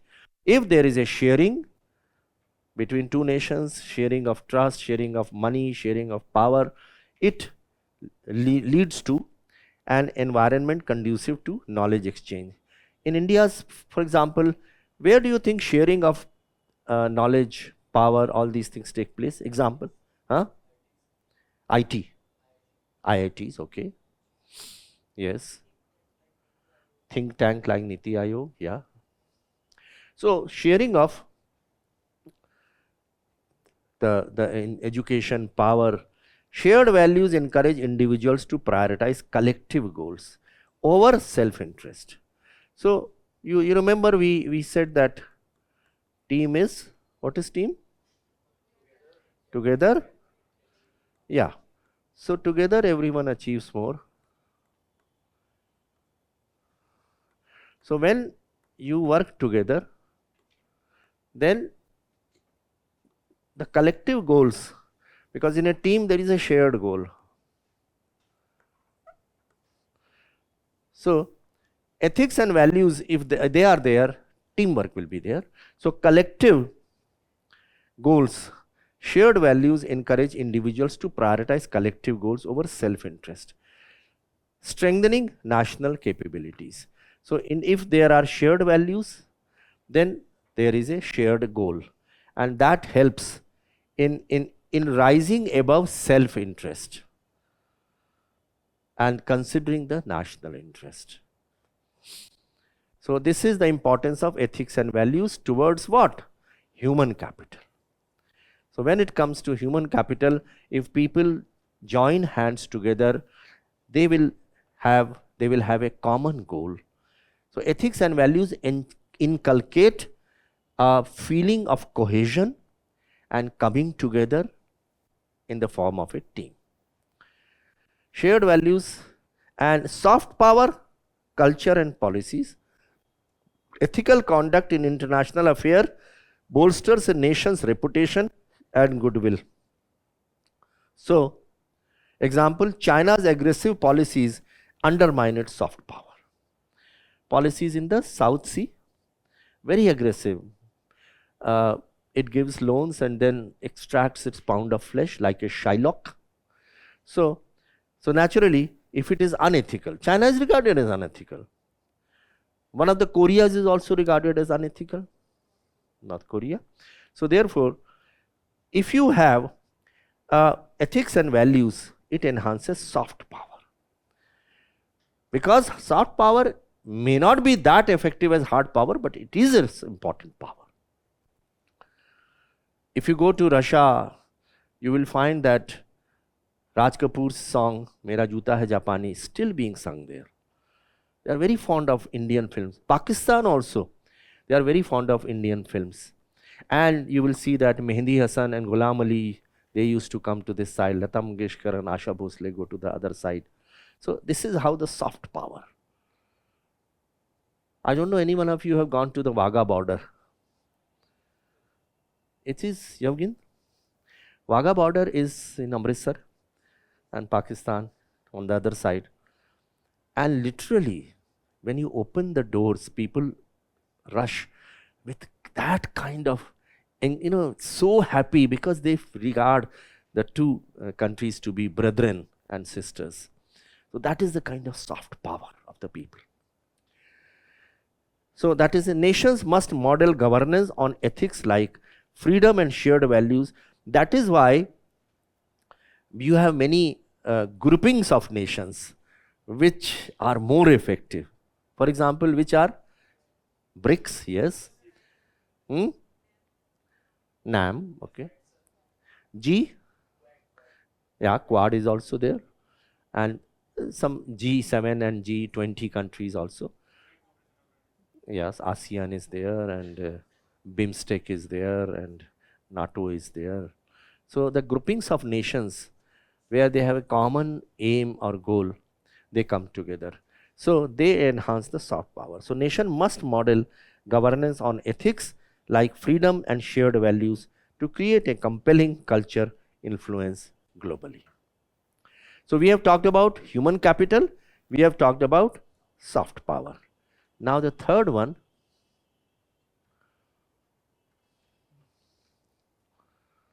social harmony. Achieving social cohesion. Ethics and values are essential for equity and inclusiveness. Empathy and concern for others build trust and cooperation within society. Values of justice and fairness foster harmonious relationship across diverse communities. So many times you find that a Hindu helping a Muslim during a riot, or a Muslim helping a Hindu during the riots which took place in Delhi after Indira Gandhi's death. So many of the Sikh families who were attacked, so some of the Hindu brethren, they saved those families. That is the kind of cohesion which they have. Social cohesion is a very, very important factor in the comprehensive national capital. So ethics and values are essential for equity and inclusiveness. Empathy and concern builds trust and cooperation. Values of justice and fairness foster harmonious relationship in diverse communities. So there may be diverse communities, but if there is a social cohesion, they will come together. And you know something, when you will become the civil servant, many times we have to introduce Thikari Pehra. What is Thikari Pehra? Have you heard about this word? Thikari Pehra. So supposing there are people who are disruptive elements, who are likely to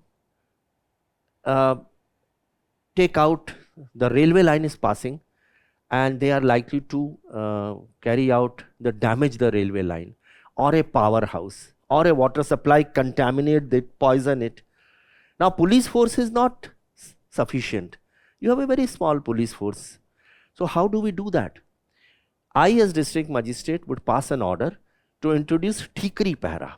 Thikari Pehra would be like this, that the able-bodied men of that village will guard those places, irrigation channels and water supply reservoirs or railway lines.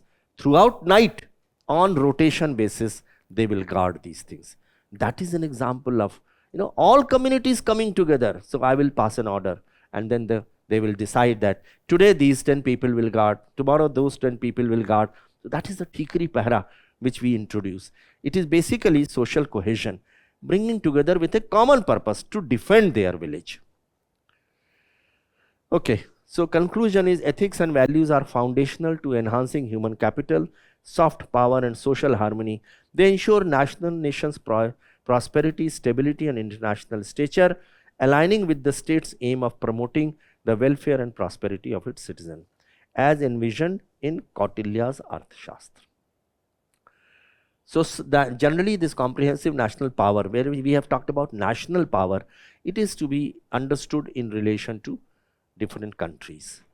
So that is why I gave the example of that China, for example. It's a very hard power. It doesn't have soft power. But soft power, India has got many soft powers. So basically, that if countries have come together, they have a soft power, there is a greater cohesion, there is a greater harmony, togetherness, which is ultimately the aim of protecting this earth. Education. This again is a question, 2020. Education is not an injunction.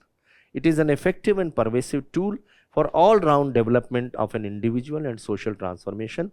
Examine NEP in the light of statement. So there are two parts to it. One is a quote, education is not an injunction. What is injunction? What is injunction? Something?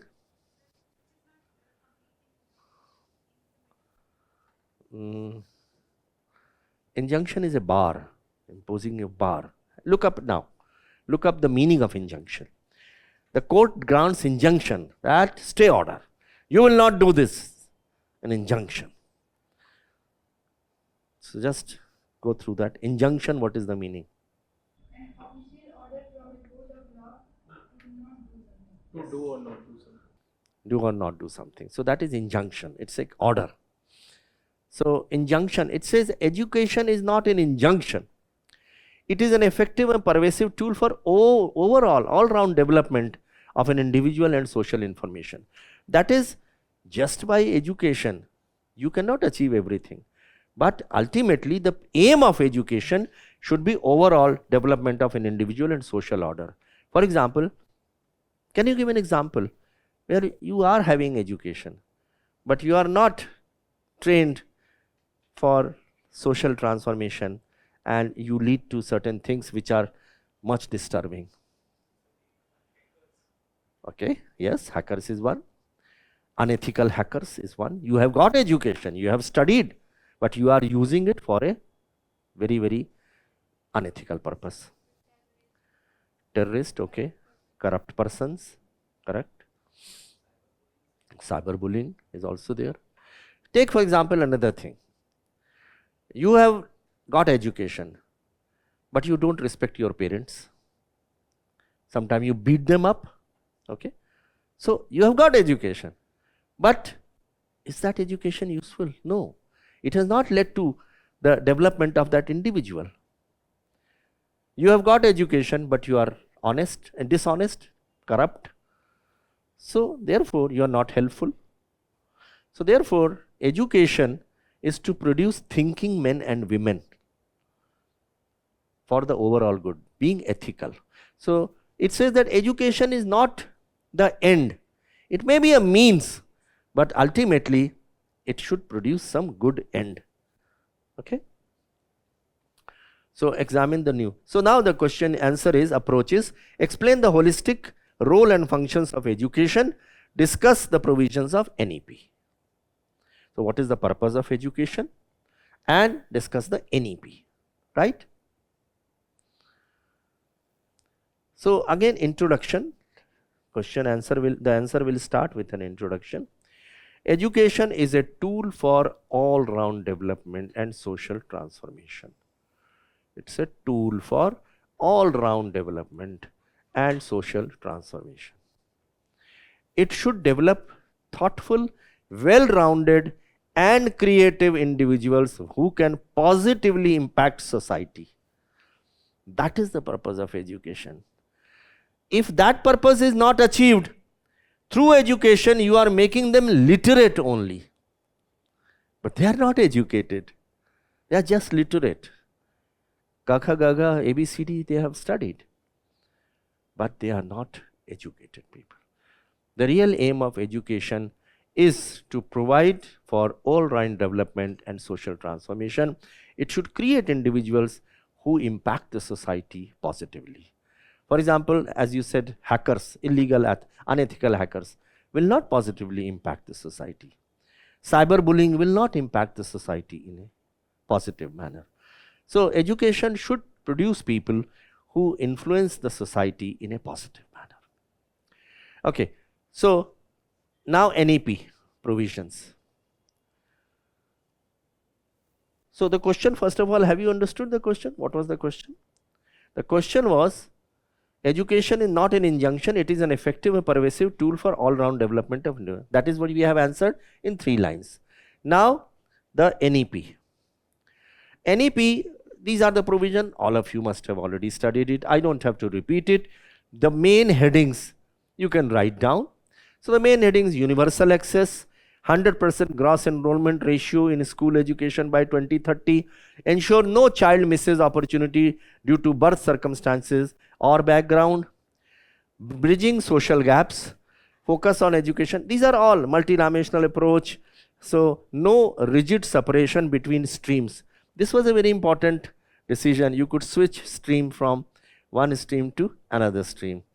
So which is what the foreign countries, it was already being done. But here it was not practiced. If you have taken science, you will not move. I mean, if you have taken arts, you will not move to science. Something like that, you know, that was the thing. But now it has been done. Reduced curriculum load. तो बस्ता जो है उसका भार जो है थोड़ा सा कम करने का, there is an attempt to do that. So this is NEP provisions. Anything you would like to add to this question? Answer. And there are many other things. Hands-on, experiential learning. What is experiential learning? Tell me. Learning by doing. Yes, learning by doing. Experiential learning. So, hands-on, arts integrated and sports integrated education. Shift to competency-based learning and education. Technology integration. So, National Educational Alliance for Technology, NEET, to enhance learning outcomes using AI, personalized and customized learning experiences. This is not, I'm reproducing it from NEP only. And you will be knowing NEP because that is a part of your general knowledge, current affairs also. And competency-based assessment, evaluation of higher order skills like analysis and critical thinking, shift from mark-based to competency-based. So mark-based to competency-based. Conclusion is NEP 2020 aims to transform education into a holistic, inclusive and flexible system. So basically that is the aim, and its success will depend on uniform and transparent implementation by all states, all in the entire country. It has to be implemented uniformly, and ensuring equitable resource distribution. So that is the aim of NEP. Simple question: what exactly is education? Is it the mean or an end? Is it an injunction that if you get education, you will get this? No, it is not so. Education must be such that it not only makes you literate, but also makes you responsible for social transformation, human transformation, ethical transformation, and so on. This is in fact a similar thing, not related to this question, is when the Prime Minister talked about Mission Karma Yogi, that the civil servants must move away from this to this. What is that? Rule to role, rule based to role based.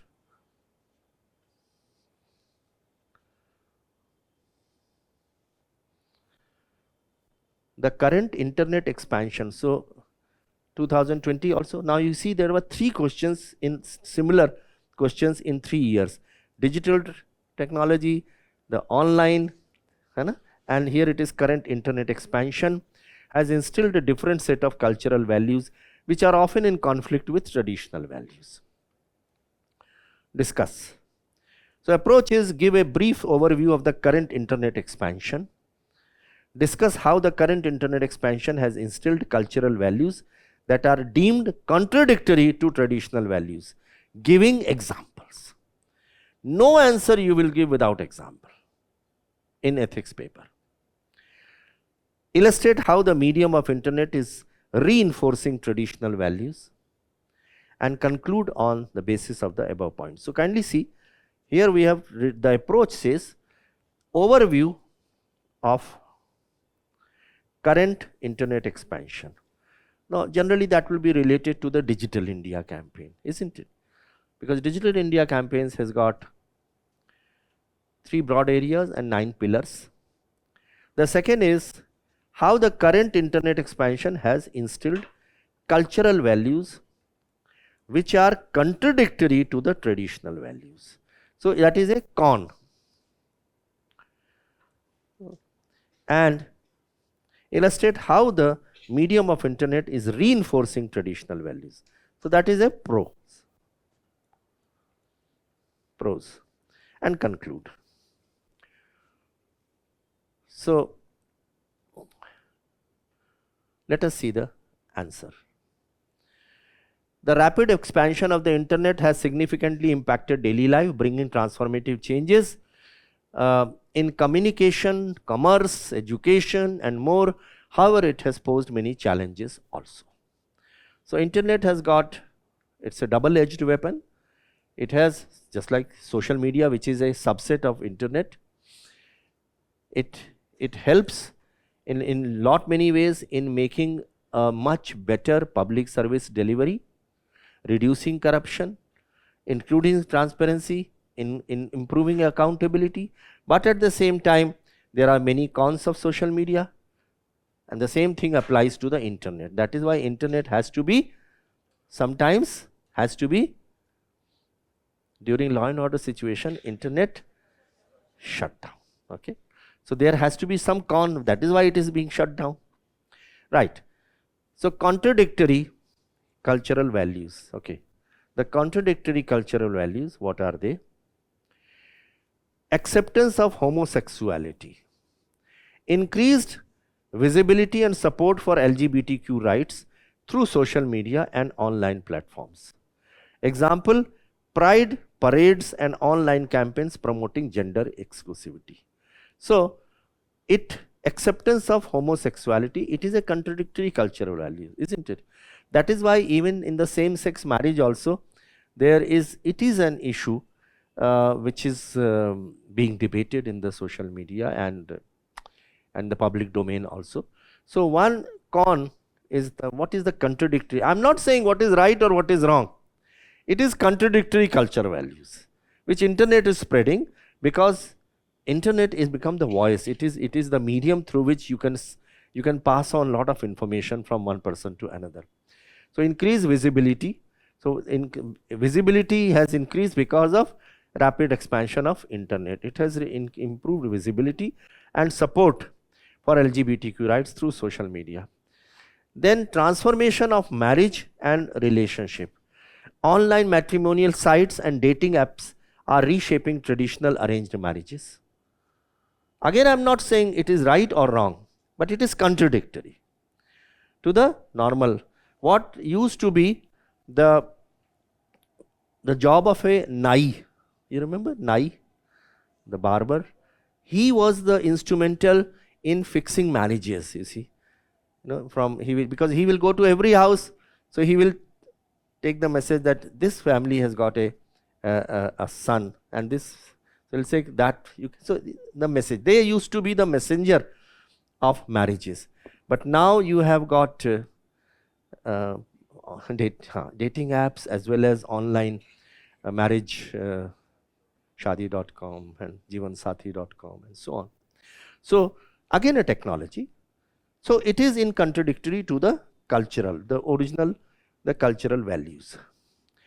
Example, the normalization of live-in relationship, especially amongst urban youth, which is becoming very, very common now, live-in relationship. This thing used to be common only in foreign countries earlier, but now in India also this is gaining ground. And this has been gaining ground because of the use of internet. So contradictory value. Consumerism and materialism. Rise in online shopping, targeted advertisements promoting materialistic lifestyles. Earlier there used to be a very simple lifestyle because there was no such internet marketing. But now there is a very aggressive marketing. So people's lifestyle, people like to change, and they carry on online shopping. So they don't believe now in saving money. They are spending money, to improve the lifestyle. So every day someone will come with a courier from this or that, and you'll be paying money. It happens in every house. In my house also it happens. So that is the kind of thing which is because of consumerism and materialism. Increased consumer spending driven by online deals and ads. So they will offer us a good deal, 50% discount, and they will give you vouchers, So those kind of things, attractive things. Sexual content and abuse, higher instances of pornography, online sexual abuse and harassment. Examples, access to explicit content conflicting with traditional values of decency and morality. I think that is all of you will understand. So this is the contradictory cultural values. Now reinforcement of traditional values is the other side, which is a positive side in a way. So religious and cultural unity. So internet unifies people over shared religious sentiments and cultural practices, because internet has a wide coverage. So it unifies people over shared religious sentiments and cultural practices. Example, online movements protecting religious sentiments and dissemination of religious knowledge. In fact, many of the you have got so many apps which, just to give an example, when you have to play a hymn, Ganesh on Ganesh Chaturthi, so they are available on the internet. They will play the Ganesh Puja or Hanuman Chalisa, all these things. So in a way it also has helped in making people more religious. So this is the positive side. Promotion of yoga and Ayurveda, soft power again, lot of interest, and online platforms, even on TV, you can see that nowadays we are moving towards internet TV also. So that again is, many people have in fact discontinued the Tata Sky and others. They have shifted to the kind of internet TV. For example, Jio is offering that internet TV. So you can go through that internet. And strengthening caste and community ties. So matrimonial sites allowing people to find partners either within their caste or community. That has become easier. Example, online platform, caste-based marriages. Conclusion is the internet has both challenges and reinforced traditional cultural values. So there are cultural values which it has tried to establish, helped, and also there are the opposite side, the challenges. While it promotes progressive changes in societal norms, it also provides a platform for traditional values to thrive. So the dual impact of internet underscore its role as a double-edged sword in shaping cultural values. So it is a double-edged thing, but still, overall, if you think that internet is definitely useful, it has made the world a global village now. Everyone is connected, and internet has been. It is known as a disruptive technology. What is disruptive technology? Huh? Look up now. What is disruptive technology? And can you give examples? Disruptive technology. Robotics is one, AI is another. Huh? Missiles, okay, missiles would be there. Even mobile phones would be there. Internet is.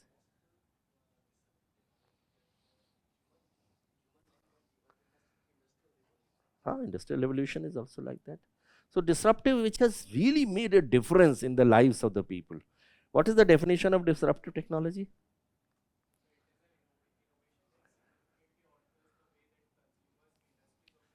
Correct, correct, absolutely right. So it has changed the lives of the people. Uh, even there was one particular currency also, cryptocurrency.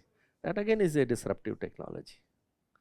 Machine learning and blockchain technology, all these things. Okay, so conclusion is internet has got both dual impact. Right, what are the main factors responsible for gender inequality in India? Discuss contribution of Savitri Bai Phule in this regard. So approach is introduced with data on gender inequality in India, enlist the reasons. आपको change तो करने की जरूरत नहीं है, card, continue, okay. Enlist the reasons for gender inequality, mention the contribution of Savitri Bai Phule in this regard. So these are the three parts to it. Main factors responsible for gender inequality. Factors responsible for gender inequality. Contribution of Savitri Bai Phule. So introduce with data on gender inequality in India, reason for gender inequality, and contribution of Savitri Bai Phule. That is the approach. So let's see a model answer to that. Introduction. Global Gender Gap Index 2024, that is the latest. It says India ranks 129th out of 146 countries with a projected 134 years to close the gender gap. That is the huge gender gap in India. That is why there is a need for reservation for women in India, because there is a gender gap. So that is the India's position. So first part was that what is the gender inequality, and then factor responsible for gender inequality, social. So social, economic, cultural. Social is patriarchal society, dowry system, gender-based violence, lower literacy rates, health and nutritional biases. I remember I was the Home Secretary, and I was also Education Secretary of Chandigarh, which is one of the most educated cities. And I had a number of government colleges under my control. The government colleges, some colleges were exclusively for girls. One was Government College for Women, or GCG, Government College for Girls. The name was like this, GCG, Sector 11. So we used to carry out health checks of the girls, and they were all coming from good families, but we found that they were highly anemic. They were lacking in so many, infirmities. They were not getting you nutritional food. In fact, if you read the gender sensitization, women empowerment, you will find that a lady, a girl is discriminated right from the birth till the end. That is what it is called as from, there is a word for that phrase. What is that?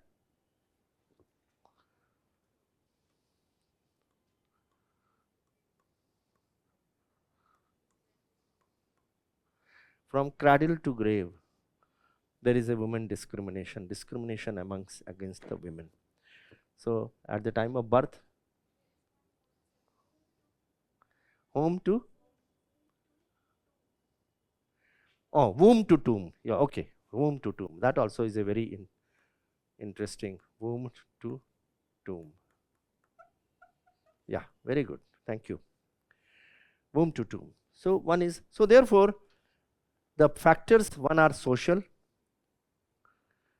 the second is economic, wage inequality, higher poverty rates amongst women. In fact, it is therefore called higher poverty rates. It is feminization of poverty. What is feminization of poverty?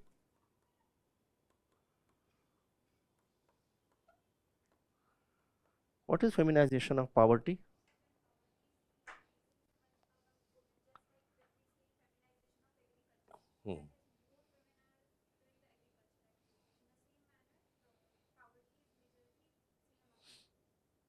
So can you give example? Hmm. Hmm.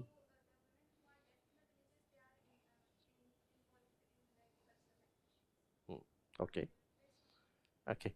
So feminization essentially means that if the family head, that the male member dies, then if the female is the leader of the house, she is subjected to abject property. If the male was the head, he would not be that poverty driven.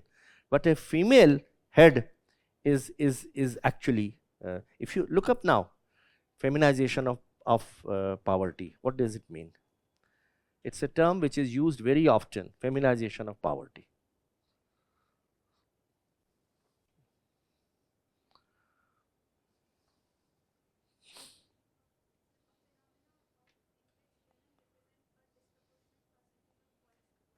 Of world's poor, yes. So the women head, if there is a women head of the family, she is more poor as compared to a family which is headed by a man. So that is why the number of women are much more poor in this world. Okay, so in higher poverty rates, limited access to banking services, weak inheritance rights enforcement. What is that? Inheritance rights enforcement?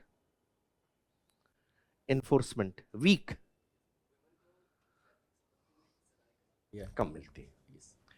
पैतृक संपत्ति में women को जो है, जो daughter है, even though अब law है, the law has been made that daughter is entitled to the property from her father, but in spite of that, enforcement is not very good. So many times what happens is they get some kind of forcible signatures from women, I am willing to surrender my right to my brothers, you see. So that is the kind of thing which happens. What has been done by government to encourage, for example, holding of property by the women?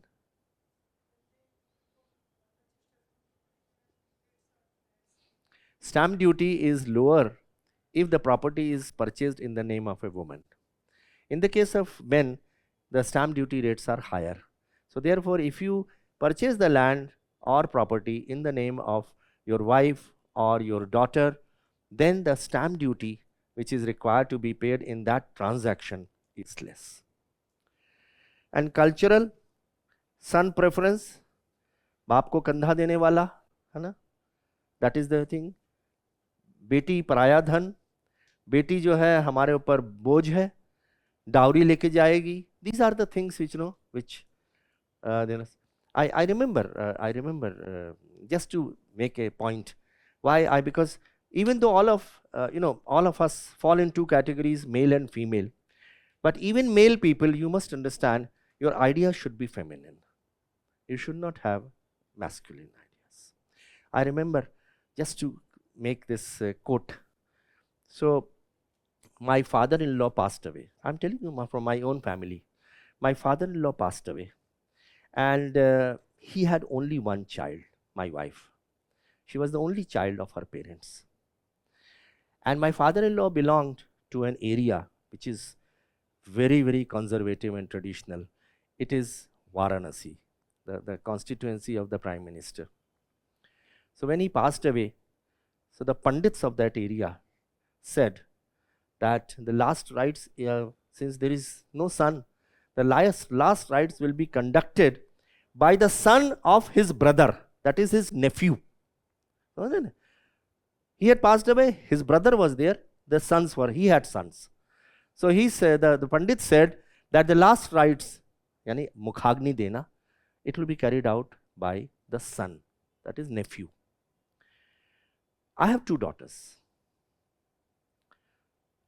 So my elder daughter, she put her foot down. She said, I am there. Even if the daughter, because of your standard, your daughter cannot carry out, but I am a granddaughter. I can do that. So the Pandits deliberated on that. They said, all right, you can do that. So my daughter carried out the last rites of her grandfather. And she did the entire ritual in the same fashion as if his son would have done.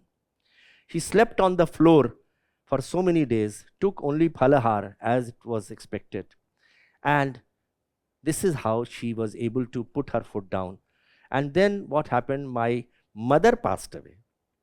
So my mother passed away, and my mother, I have a brother, so my mother had 2 sons. There was no problem. One of us could always carry out the last rites.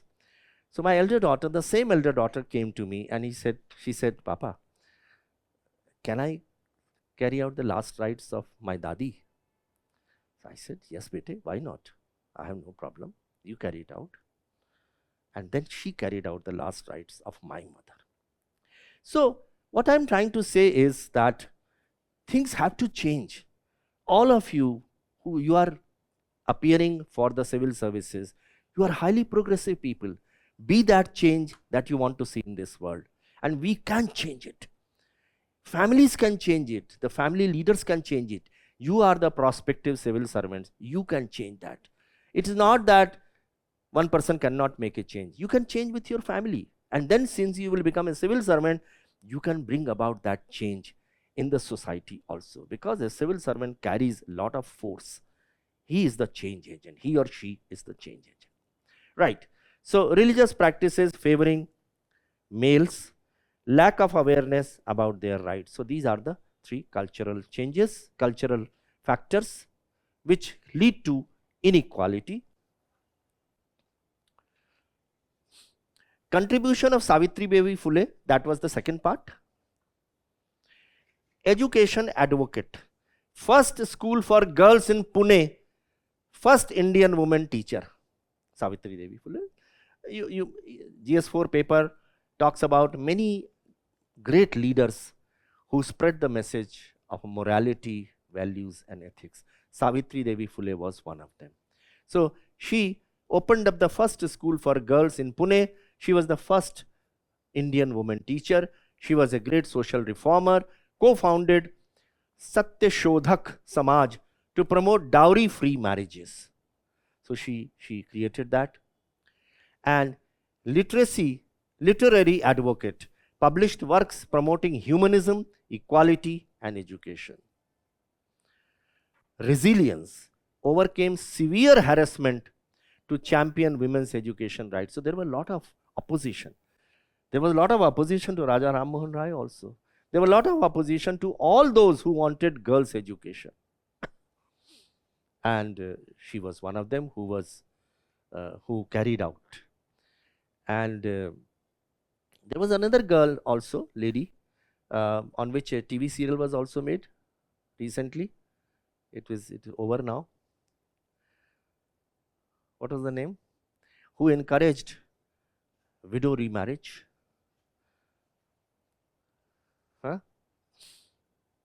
Ahilyabai. Have you heard her name? Ahilyabai Holkar. So there are many such. Conclusion is Savitribai Phule efforts in education and social reforms have left an indelible impact, lasting impact on the gender equality, inspiring continued efforts towards social transformation. Social transformation is brought about by a few people only. They take the cudgels to change the world. Civil servants fall in that category. You can be the force to change the world. What were the major teachings of Guru Nanak? Explain their relevance in contemporary world. This came in 2023. So the approach is start telling who Guru Nanak was and what his major philosophy was. List down his major teachings and present day's relevance. This question is often asked. What is the relevance of Gandhiji today? There is a beautiful book written by the grandson of Mahatma Gandhi, Gandhi Still Matters. If you find time, you can go through that book. Gandhi Still Matters. Yeah, why Gandhi Still Matters, some name like that. Similarly, they will ask you question, what is the relevance of B.R. Ambedkar even in today's world? Okay. So this question often asked. So whenever you prepare this particular chapter regarding the teachings of moral leaders, then you must prepare why it is relevant in today's world also. So list down the major teachings and present day relevance, conclude accordingly. So the question is Guru Nanak. So introduction, Guru Nanak, founder of Sikhism. So the Sikh religion was propounded by Guru Nanak, founder of Sikhism. Advocating a life of equality, truth and righteousness. What is righteousness? What is righteousness? Yes. So truthfulness, righteousness, equality, samanta, the same thing which was propagated by B.R. Ambedkar also. Equality, social justice, social equality. He brought about through the constitution. Do you know what is Pune Pact? What was the Pune Pact? Yes, Gandhiji and B.R. Ambedkar. What was the difference of opinion? It was a very fierce debate. What was the difference? Separate elections.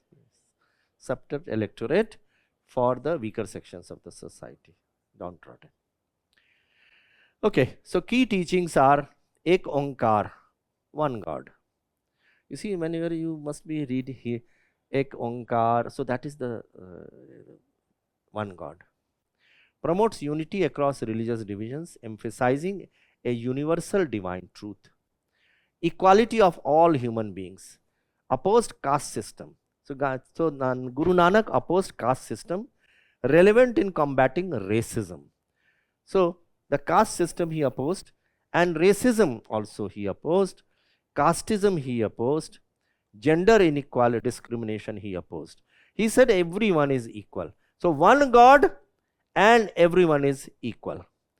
Honest living and sharing. So honest living and sharing, one should have honesty, and advocates integrity and generosity, countering materialism and unethical practices. So there is a group of people in Japan who, in fact, all over the world, who practice almost zero materialism. What are they called? Minimalistic. So they have the minimum clothing, minimum infrastructure, minimum. They will sleep on the floor. They will have. We nowadays we are so fond of filling up our wardrobe. 10 pants and 20 shirts and so on. But these minimalist people, they believe that austerity is more important, because they believe that we owe a responsibility to the future generations, that is environmental sustainability. The natural resources are limited. We should not fritter away with them. Otherwise, you know what will happen? A joke says that soon the kind of pollution which we are spreading, a time will come, say about 100 years from now, that there will be a doorbell ringing in a house, and the mother will tell the daughter, go and open that doorbell, open the door, our weekly supply of oxygen must have arrived. So that is the situation which is likely to come. So he believed in simple living, countering materialism, welfare for all, sarbat da bhala. Okay. Emphasizes selfless service, pertinent. How it is reflected, selfless service? Langar, yeah, langar. And even polishing the shoes, you see, that is the kind of service. Then he was opposed to ritualism. मतलब उनका ये कहना था कि rituals are not important. You should be spiritual, but rituals are not important. So fosters authentic spirituality. Spirituality over blind rituals. He said rituals which have no meaning, they should be shunned, and you should have a feeling of spiritualism, adhyatmikta. Then gender equality, speaks against female oppression, aligning with global gender equality and making and walking in God's will. Encourages acceptance of divine order, offering solace in a world of anxieties. So he said, believe in God. So he felt that whatever is the God will, that is, we should accept it with sincerity and solace. I remember a famous incident which I often narrate when I take ethics class. Guru Nanak had two of his disciples who were very close to him, Bala and Mardana. So that incident, I'm sure some of you must have read, a very famous incident. So Guru Nanak along with Bala and Mardana went to a village consisting of ethical people. They were served food there, they had their grub. In the morning they were about to leave. That ethical village means all were helpful people, compassionate people, honest people, truthful people, non-violence people. All the values were possessed by them. So while leaving the village, he gave a curse to that village, and he said, Ujad jaye yeh gaon, let this village be disintegrated. So Bala and Mardana were very surprised. They said, Ki, what has happened to Gurudev? They are all good people. Satiya gaye hain kya? What has happened to him? So, but they did not ask him. Himmat nahi padi. So next day they went to another village, and then there again they were served food. That was a purely unethical village. So gundas, mawalis, frauds, criminals, they were there in that village. There also they were served food, and in the morning when they were about to leave the village, he gave a blessing to that village, and he said, Basa rahe ye gaon. So now Bala and Mardana could not resist the temptation of asking Gurudev, why did he do that? And then he explained, he said, that village which is ethical, if that disintegrates, all the people living in that village will have to come out and spread far and wide in the entire country. Someone will go to West Bengal, someone to Gujarat, someone to Jammu and Kashmir, someone to Kerala. And in this way, the ethical people will spread all over the country, and they will spread the message of ethics, because anyone who will meet them will also become ethical, coming in contact with ethical people. And I don't want ethics to remain confined in only one village. It should spread all over the country. That is why I gave a curse, Ujad jaye. And the second village, which consists of unethical people, I don't want anyone to come in contact with them. So I gave them a blessing. Hey Rana, yahan se nikalna mat. You remain here only, so that no one comes in contact with them. Beautiful words which he said. So basically, he also had a lot of contribution towards ethics and values. Conclusion is, Guru Nanak's teachings offer timeless wisdom. Timeless wisdom means which will remain relevant at all times, guiding towards a more inclusive, compassionate and united world. So that was Guru Nanak. Question on Guru Nanak. What teachings of Buddha are most relevant today and why? Discuss. So this question is 150 words. Approach. Briefly highlight Buddha's teachings and his role as a moral philosopher. Why moral philosopher? Because we are solving a paper on ethics. So everything should have a bearing on the ethics and values and morality. So try to link every great person with morals. In the morning I was giving an interview on talking about the three great philosophers of the world in the Western philosophy, and all of them talked about ethics, values, and morals, and they were Socrates, Plato, and Aristotle.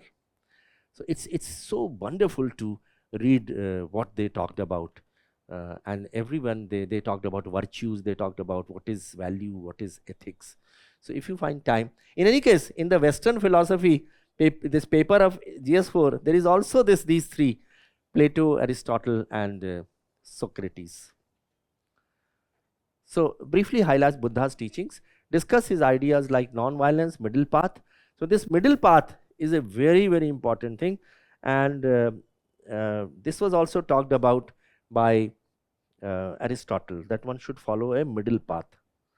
So middle path was also, in fact, Gandhiji also talked about middle path, and so did Buddha. So middle path, for example, just to give an example, between cowardice and rashness, what will be in middle?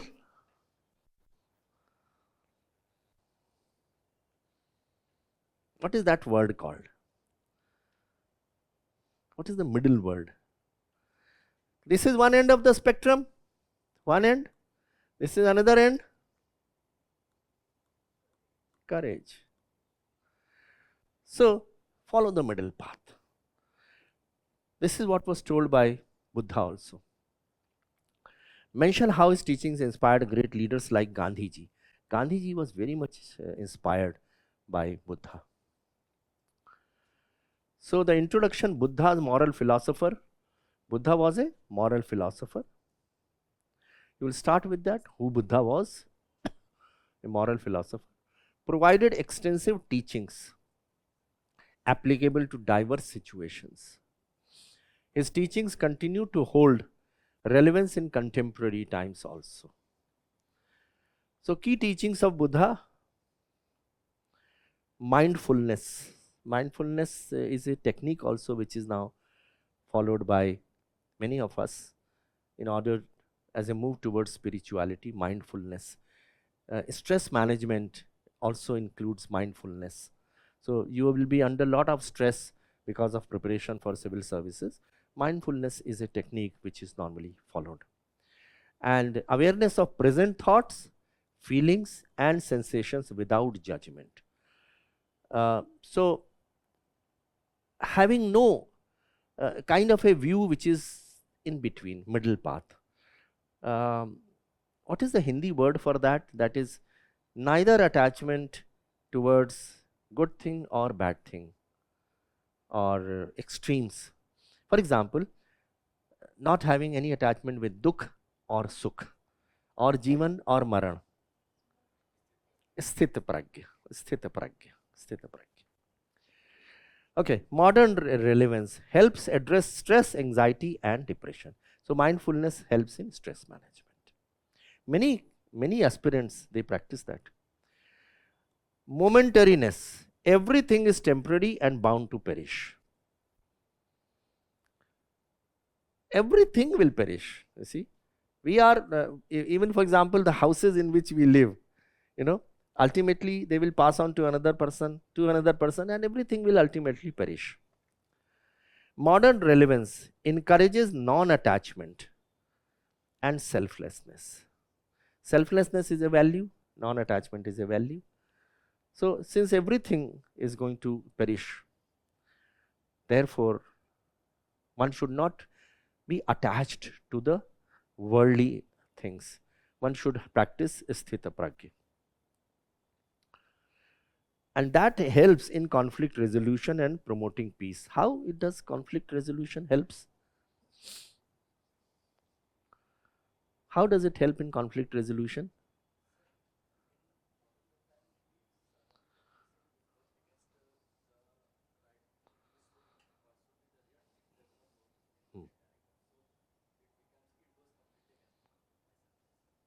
Yeah. So if you are not materialistic, then you will not be attached to any such things. So modern relevance of momentariness, everything is temporary. So therefore, you will not be attached to any material things. You will be able to take decisions. You will not be attracted for the private good. It will be for the public good, because everything is temporary. Whatever property you acquire, it is also temporary. So this third is karma. Right mindset leads to beneficial action for oneself. So it says, that is why we always say man, vachan or karma. We should practice ethics and values man, vachan or karma. वाणी से भी, action से भी और मन से भी. Modern relevance promotes compassion and environmental stewardship. So if you believe in karma, right mindset leads to beneficial actions. Agar mind sahi hai, it will lead to good action, correct action. That is what Aristotle also said, that good knowledge leads to values and virtues. Bhavana, mind training. So development of the mind through continuous self-discovery. Who was the Western philosopher who talked about asking questions and self-discovery, introspection? Socrates, correct. I'm amazed by the knowledge all of you possess. Excellent, all of you. So modern relevancies encourages mental clarity, control, resilience. Then karuna. Karuna is compassion, again a value. Compassion towards others and equanimity. सबको बराबर की दृष्टि से देखना, equity. Modern relevance reduces hatred, rivalry and promotes unity and kindness. So here the question was, what are the teachings of Buddha? So we have written all the teachings of Buddha, which have been classified in bullet points: mindfulness, momentariness, karma, bhavana and karuna. And we have written the introduction. So impact on great leaders. Gandhiji was inspired by Buddha's teachings of non-violence and compassion, promoting peace and social justice. So all the teachings of, in fact, Gandhiji was a voracious reader. He was influenced by many people, and many of the great leaders, many of the great religious leaders, he was influenced by them.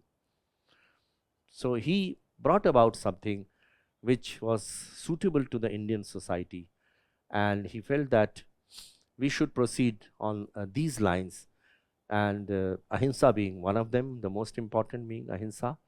And you know, even he talked about Suraj. Suraj. What is the English of Suraj? Suraj, not Swaraj. Suraj. Yeah, go ahead. Good governance. Raj is governance. So good governance was introduced for the first time by Gandhiji. He said Suraj and Swaraj. What is that Swaraj? That we should be governed by our own people. That is the national freedom movement, Swaraj. And what is Swaraj in the context of villages? Gram Panchayats. How it was brought about later on by an amendment in the constitution? 73rd and 74th amendment, correct. So conclusion is, Buddha's teachings are highly relevant today, offering a solution to modern issues such as violence. So again, in the conclusion, I have written the relevance of Buddha. Whenever you write about anyone, do write relevance of that person in modern world. So it is for, there are mental health challenges, there are violence, there are wars between countries, environmental crisis is there. They promote a peaceful and compassionate and mindful approach to life. So that was Buddha. So that was end of the 11 questions which we discussed today. If by chance you have any question or any question relating to civil services also, don't hesitate in asking them. We will soon come forward with another set of questions, PYQs relating to part A as well as part B. Part B also I am going to take up a large number of the classes for solving the part B and also part A. So any questions which you have relating to ethics or Any general question about the civil service per se? Yes.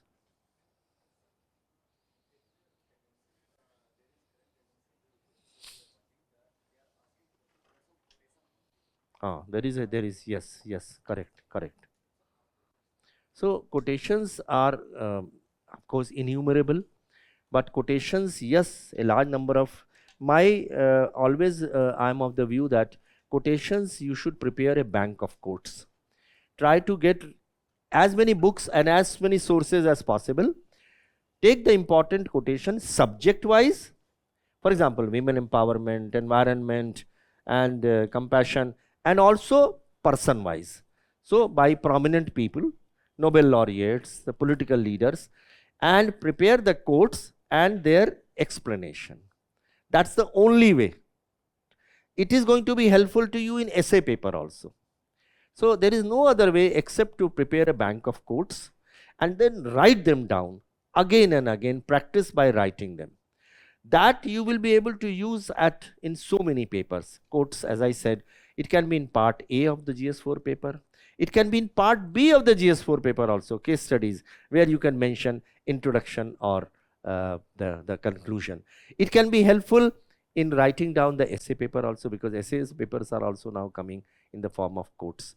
So there are some very useful sites on essays which are available. I don't right now remember, probably if you look up 1000 quotes and their explanation, something like that, it is available. So try to prepare quotes as much as possible. And similarly, as I said, prepare a glossary of the terms and definitions which are very much used as keywords in the ethics paper. So conflict of interest, balance of judgment, rationality, objectivity, and accountability, and so on. So there will be at least 100 or 200 words. Prepare a register containing all these terms. Devote 3-4 pages to each of the terms. Write down the definition, the significance, the importance in civil services, what will happen in its absence, how will you inculcate that, what are the examples, and so on. In this way, so one register for quotes, one register for terms and the definitions, and besides that, prepare a different files subject wise on newspaper cuttings. Newspaper cuttings on different topics. You cut those news cuttings, paste them on a paper, and prepare files subject wise. That is how you will have to do that. There is no other way, but do look up some of the good books and also the internet. There are a lot of material, but try to look up only those which are good sites, good authors, because there are so many fly-by-night operators also, so don't look them up. Any other question which you have? Yes.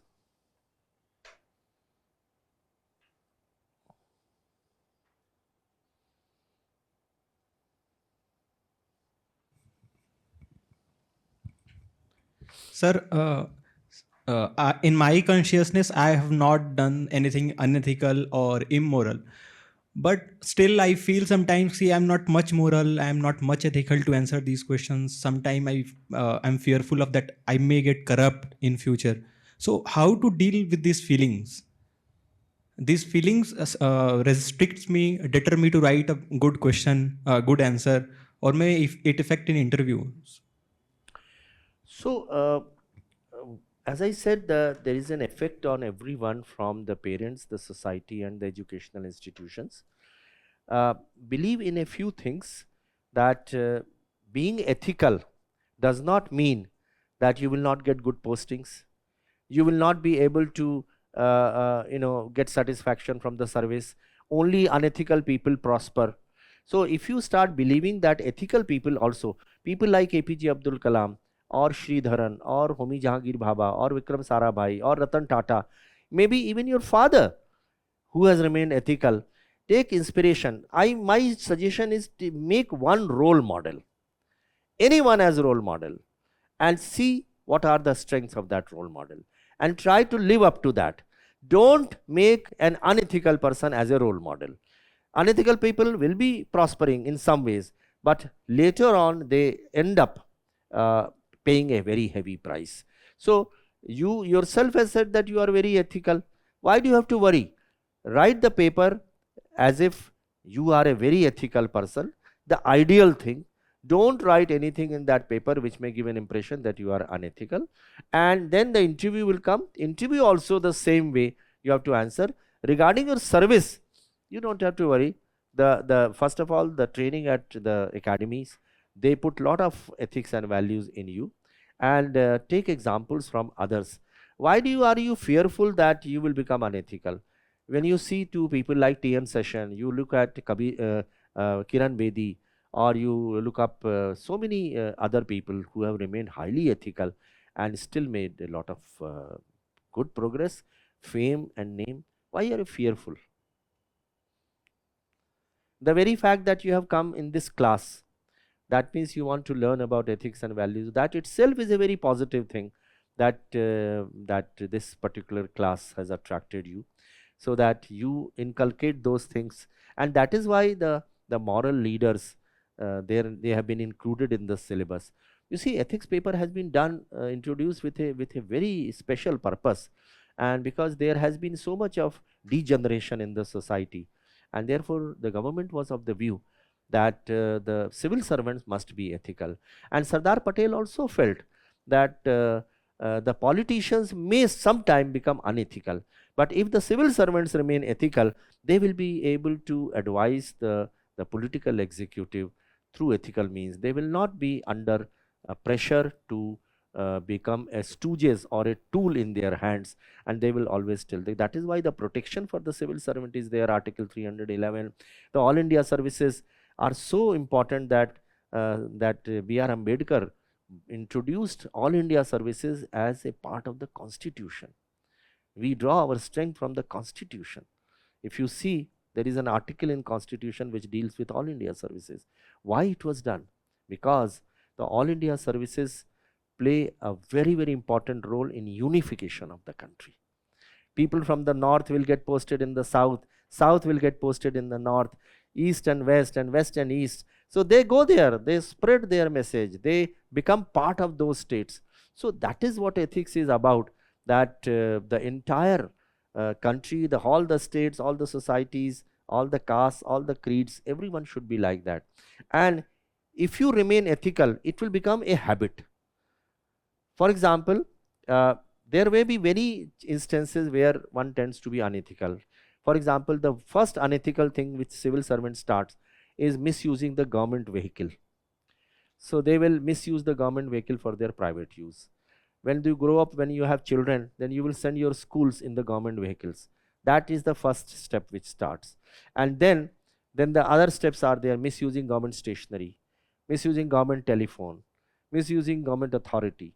That is all unethical people. So I remember some of the ICS officers who were so ethical that 6 months before retirement, they never carried their salary back home. So when they were asked, why are you not taking the salary? You are depositing back into the government 6 months salary. They said, during our 35 years of service, knowingly, unknowingly, jane anjane, wittingly, unwittingly, we might have misused government stationery, government vehicle, government infrastructure. So this 6 months salary we are depositing back into the government as a sort of compensation for the unethical acts committed by us.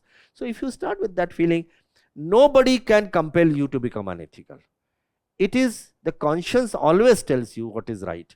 And I have seen outstanding officers who have made a mark without being unethical. So don't fear. If you have that is why ethical training is important. It puts sanskars into you. If you have the sanskars which have been given to you by your parents or by your school or by the society, I see no reason why you should be tempted to become unethical. So don't be fearful. The good beginning has been made. You have come to this class. You have understood the importance of ethics and values. And I'm sure it will remain with you even in the next 30, 40, 50 years. Okay. Right. All the best to you. Thank you so much. It was wonderful interacting with you. Thank you.